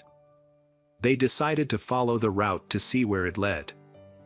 Although the paper did not specify an exact address, the directions were clear. According to Terry, Christopher, although familiar with the city of Iron River, did not know the local street names, so he wrote down the directions using landmarks such as bus stops and gas stations. Terry deduced from the detailed notes that this was Christopher's first time visiting the location. The detectives followed the route outlined on the paper, which led them to a nearby town and a specific house mentioned in Christopher's notes. When they arrived, they knocked on the door to gather information in Christopher's connection to the location. A man named Jason Cochran answered the door, and his wife Kelly was there. The police explained that they were investigating Christopher's disappearance and had found a lead pointing to this address. Terry, who worked with Christopher at the same factory, revealed that they were co-workers. She had tried to contact Christopher via text message in mid-October but had not received a response. Investigators found a note in Christopher's car that showed the route to Jason's house. Although confused, Jason and Kelly agreed to cooperate with the investigation. After a short interrogation without any further clues, the detectives left Jason Cochran's house. Detectives then interviewed Christopher's co-workers at the factory. A supervisor shared that Christopher had been having an affair with Kelly Cochran, which was an open secret among employees. This revelation sparked interest, leading investigators to re-question the Jason and Kelly. During re-interrogation, Kelly confessed to her relationship with Christopher. However, she claimed that she could not reveal this information earlier because her husband Jason was present. According to Kelly, Jason agreed to her affair. However, Christopher's colleagues disputed Kelly's story. They claimed that Jason did not approve of Kelly's affair. When Jason was later brought in for questioning, he completely denied approving of Kelly's affair. His strong objection to Kelly's infidelity aroused suspicion and made him a suspect. The investigation into Christopher's disappearance was ongoing, but the lack of concrete evidence made it impossible to determine whether Kelly was involved. As a result, Kelly and Jason were released from the police station. The case remained unsolved for 5 months. In March 2015, a new investigator, Detective Jeremy Ogden from the Hobart Police Department, took over the case. Jeremy Ogden began by thoroughly examining the Jason Cochran family's background. Kelly and Jason had met in high school and started living together soon after graduation. They had distinct personalities. Kelly was outgoing, sociable, and talkative, while Jason was quiet and reserved. He rarely initiated conversations, only responding to questions asked of him. Despite their differences, they decided to get married. After the wedding, they started a business together, providing swimming pool maintenance services. The business was modest, but it provided a decent income for they. Jason handled most of the pool maintenance work, but the constant stress and physical strain took a toll on his health. He began to experience back problems and felt increasingly heavier every day. Eventually, he realized he could no longer continue running the business. Kelly then took over the responsibilities of running the business, hoping that Jason would soon recover and return to his duties. However, his condition continued to worsen, and medical treatments were not providing the desired relief. Kelly searched for alternative ways to help her husband recover. During her search, Kelly discovered a plant that offered hope for Jason's recovery. However, the plant was banned in their home state, making it inaccessible to them. To access the treatment, Kelly and Jason decided to relocate to Michigan, specifically Iron River Township, in 2014. Jason consulted his doctor and received a prescription for pain medication. Around the same time, in early 2014, Jason's wife, Kelly Cochran, started working at a factory that manufactured parts for U.S. warships. Kelly and Jason moved to the area. Kelly and Jason worked at the same factory where Christopher Reagan worked. Christopher and Kelly found common topics of conversation and over time became close friends. This friendship was especially important to Christopher. After gathering evidence, prosecutors presented their case to a Michigan judge to obtain a search warrant for Kelly and Jason's home. The judge granted the warrant, and on March 6, a team of investigators searched Kelly and Jason's home, carefully searching for any evidence related to Christopher's disappearance. The only significant discovery was a book written by Jason. He used a pseudonym in the world of video games. The title of the work was ordinary, but its content was horrifying. In this dark and violent book, Jason described the murder of the person who had harmed him.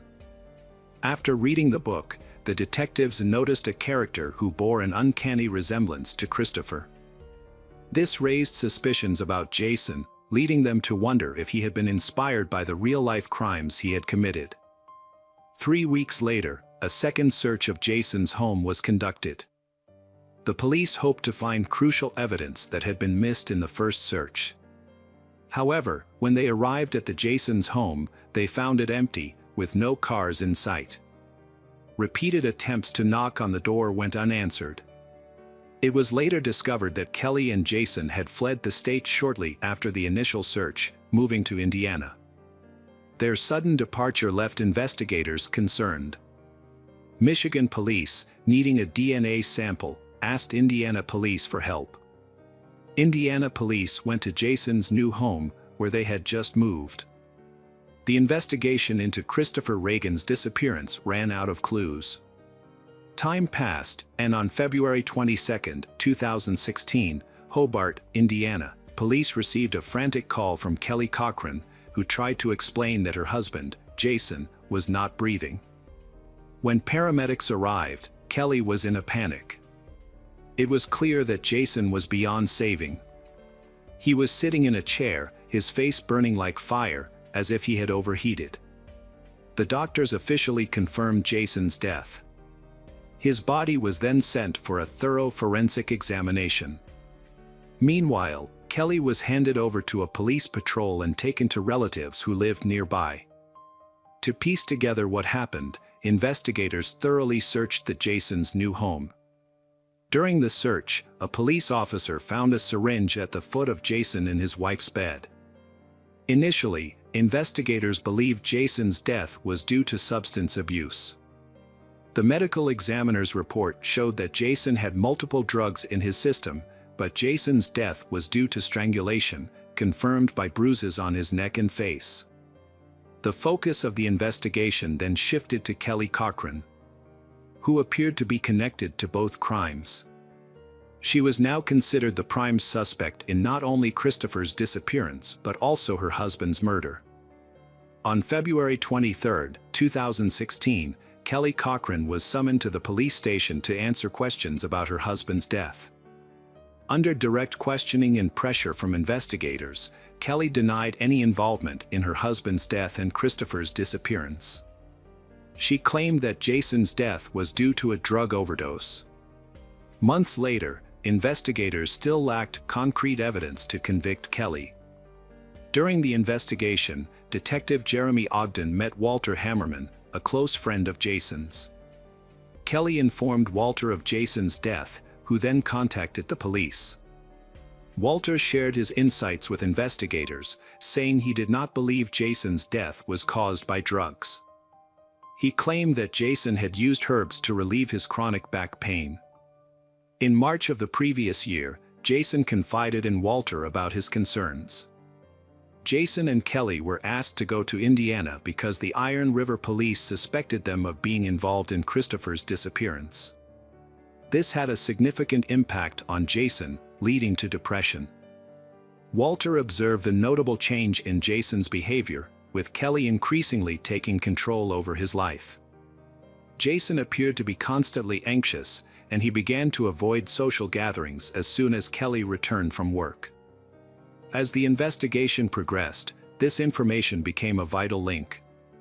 After the medical examiner determined that Jason had died from strangulation, Detective Ogden devised a plan to pressure Kelly into revealing the truth about Jason's death. Walter, Jason's friend, was used as bait to lure Kelly into a trap. On March 12, 2016, Walter, under police surveillance and equipped with a listening device, called Kelly. He told her that Jason had given him a letter containing important information before his death, with the condition that it be sent to the police if anything happened to him. However, Kelly surprisingly asked Walter to drop the idea, which caught both Walter and the police off guard. Despite this development, the detective still lacked direct evidence to build a case. In the weeks following her initial questioning, Kelly was subjected to multiple interrogations by investigators trying to uncover the truth. Despite their efforts, she continued to deny any wrongdoing. However, on April 26, 2016, it became apparent that Kelly Cochran had evaded the scrutiny of investigators and was on the loose. Detectives joined forces with police officers from Iron River and Hobart to launch a federal manhunt for Kelly Cochran. Walter Hammerman, who had cooperated with the police, was shocked and frightened by the news. He feared that Kelly might never be caught and could potentially harm him again. As the search for Kelly intensified, her phone went off, leading investigators to believe she was deliberately concealing her location. Kelly evaded police and fled to Wingo, Kentucky, over 6 hours away from Hobart. A detective notified the local authorities to exercise extreme caution if they found Kelly. Police in Wingo identified Kelly at her cousin's house on April 28. Understanding that she posed a potential danger and was prone to attempting to escape, officers rapidly proceeded to the residence, avoiding advance warnings that afternoon and detaining Kelly on site. During the interview, Kelly revealed new details. That Kelly was deeply in love with Jason and wanted to leave the city life behind to start over with him. On October 13, 2015, Jason discovered Kelly's infidelity. Jason made a dark pact. The adulterer was obliged to kill his lover if the affair was exposed. Kelly claimed she had never taken this pact seriously, thinking it was just a joke. However, Jason was resolute and warned Kelly that if she didn't fulfill her end of the bargain, he would take matters into his own hands. Despite her reservations, Kelly reluctantly helped Jason commit a heinous crime. The next evening, October 14, 2015, Christopher arrived at Kelly's house, eager to spend a romantic evening with Christopher while her husband was away. Kelly had planned a fun evening, complete with dinner and intimacy. Kelly and Christopher had dinner together and then went upstairs to the house. Then Jason suddenly appeared. Jason rushed into the bedroom, holding a rifle. Christopher immediately realized that he was in danger. Without hesitation, Jason shot Christopher in the head, killing him. Jason and Kelly then dragged the body down to the basement, where they began to dismember it with a hacksaw. Jason and Kelly cut Christopher's limbs and head off his body and placed the remains in several garbage bags. They then dumped the bags in the woods near Crystal Falls.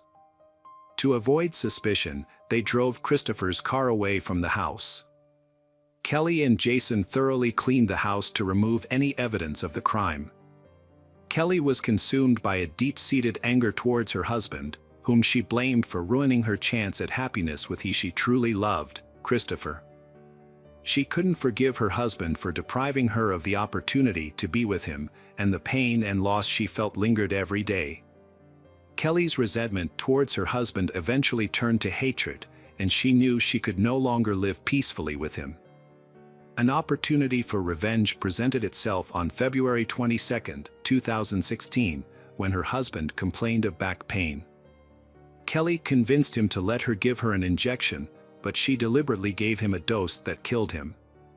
However, the medication didn't work as planned, and her husband was still breathing.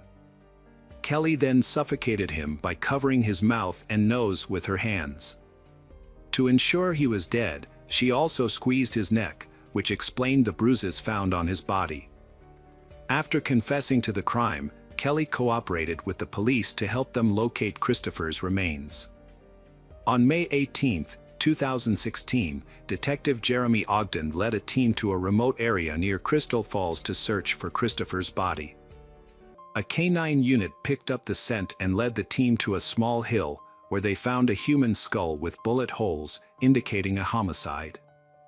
The team believed they had discovered Christopher's remains. Further examination of the scene yielded additional evidence, including a .22 caliber bullet, a broken firearm. Dental records later confirmed the victim's identity. This breakthrough finally solved the case that had haunted investigators for 2 years. Kelly Cochran was formally charged with the murders of Christopher and Jason Cochran in April 2016.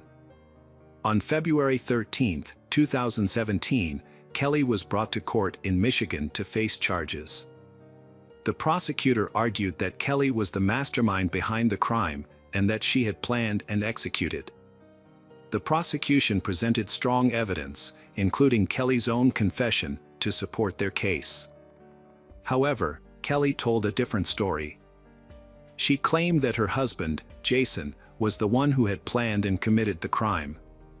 According to Kelly, Jason was jealous and had been abusing her.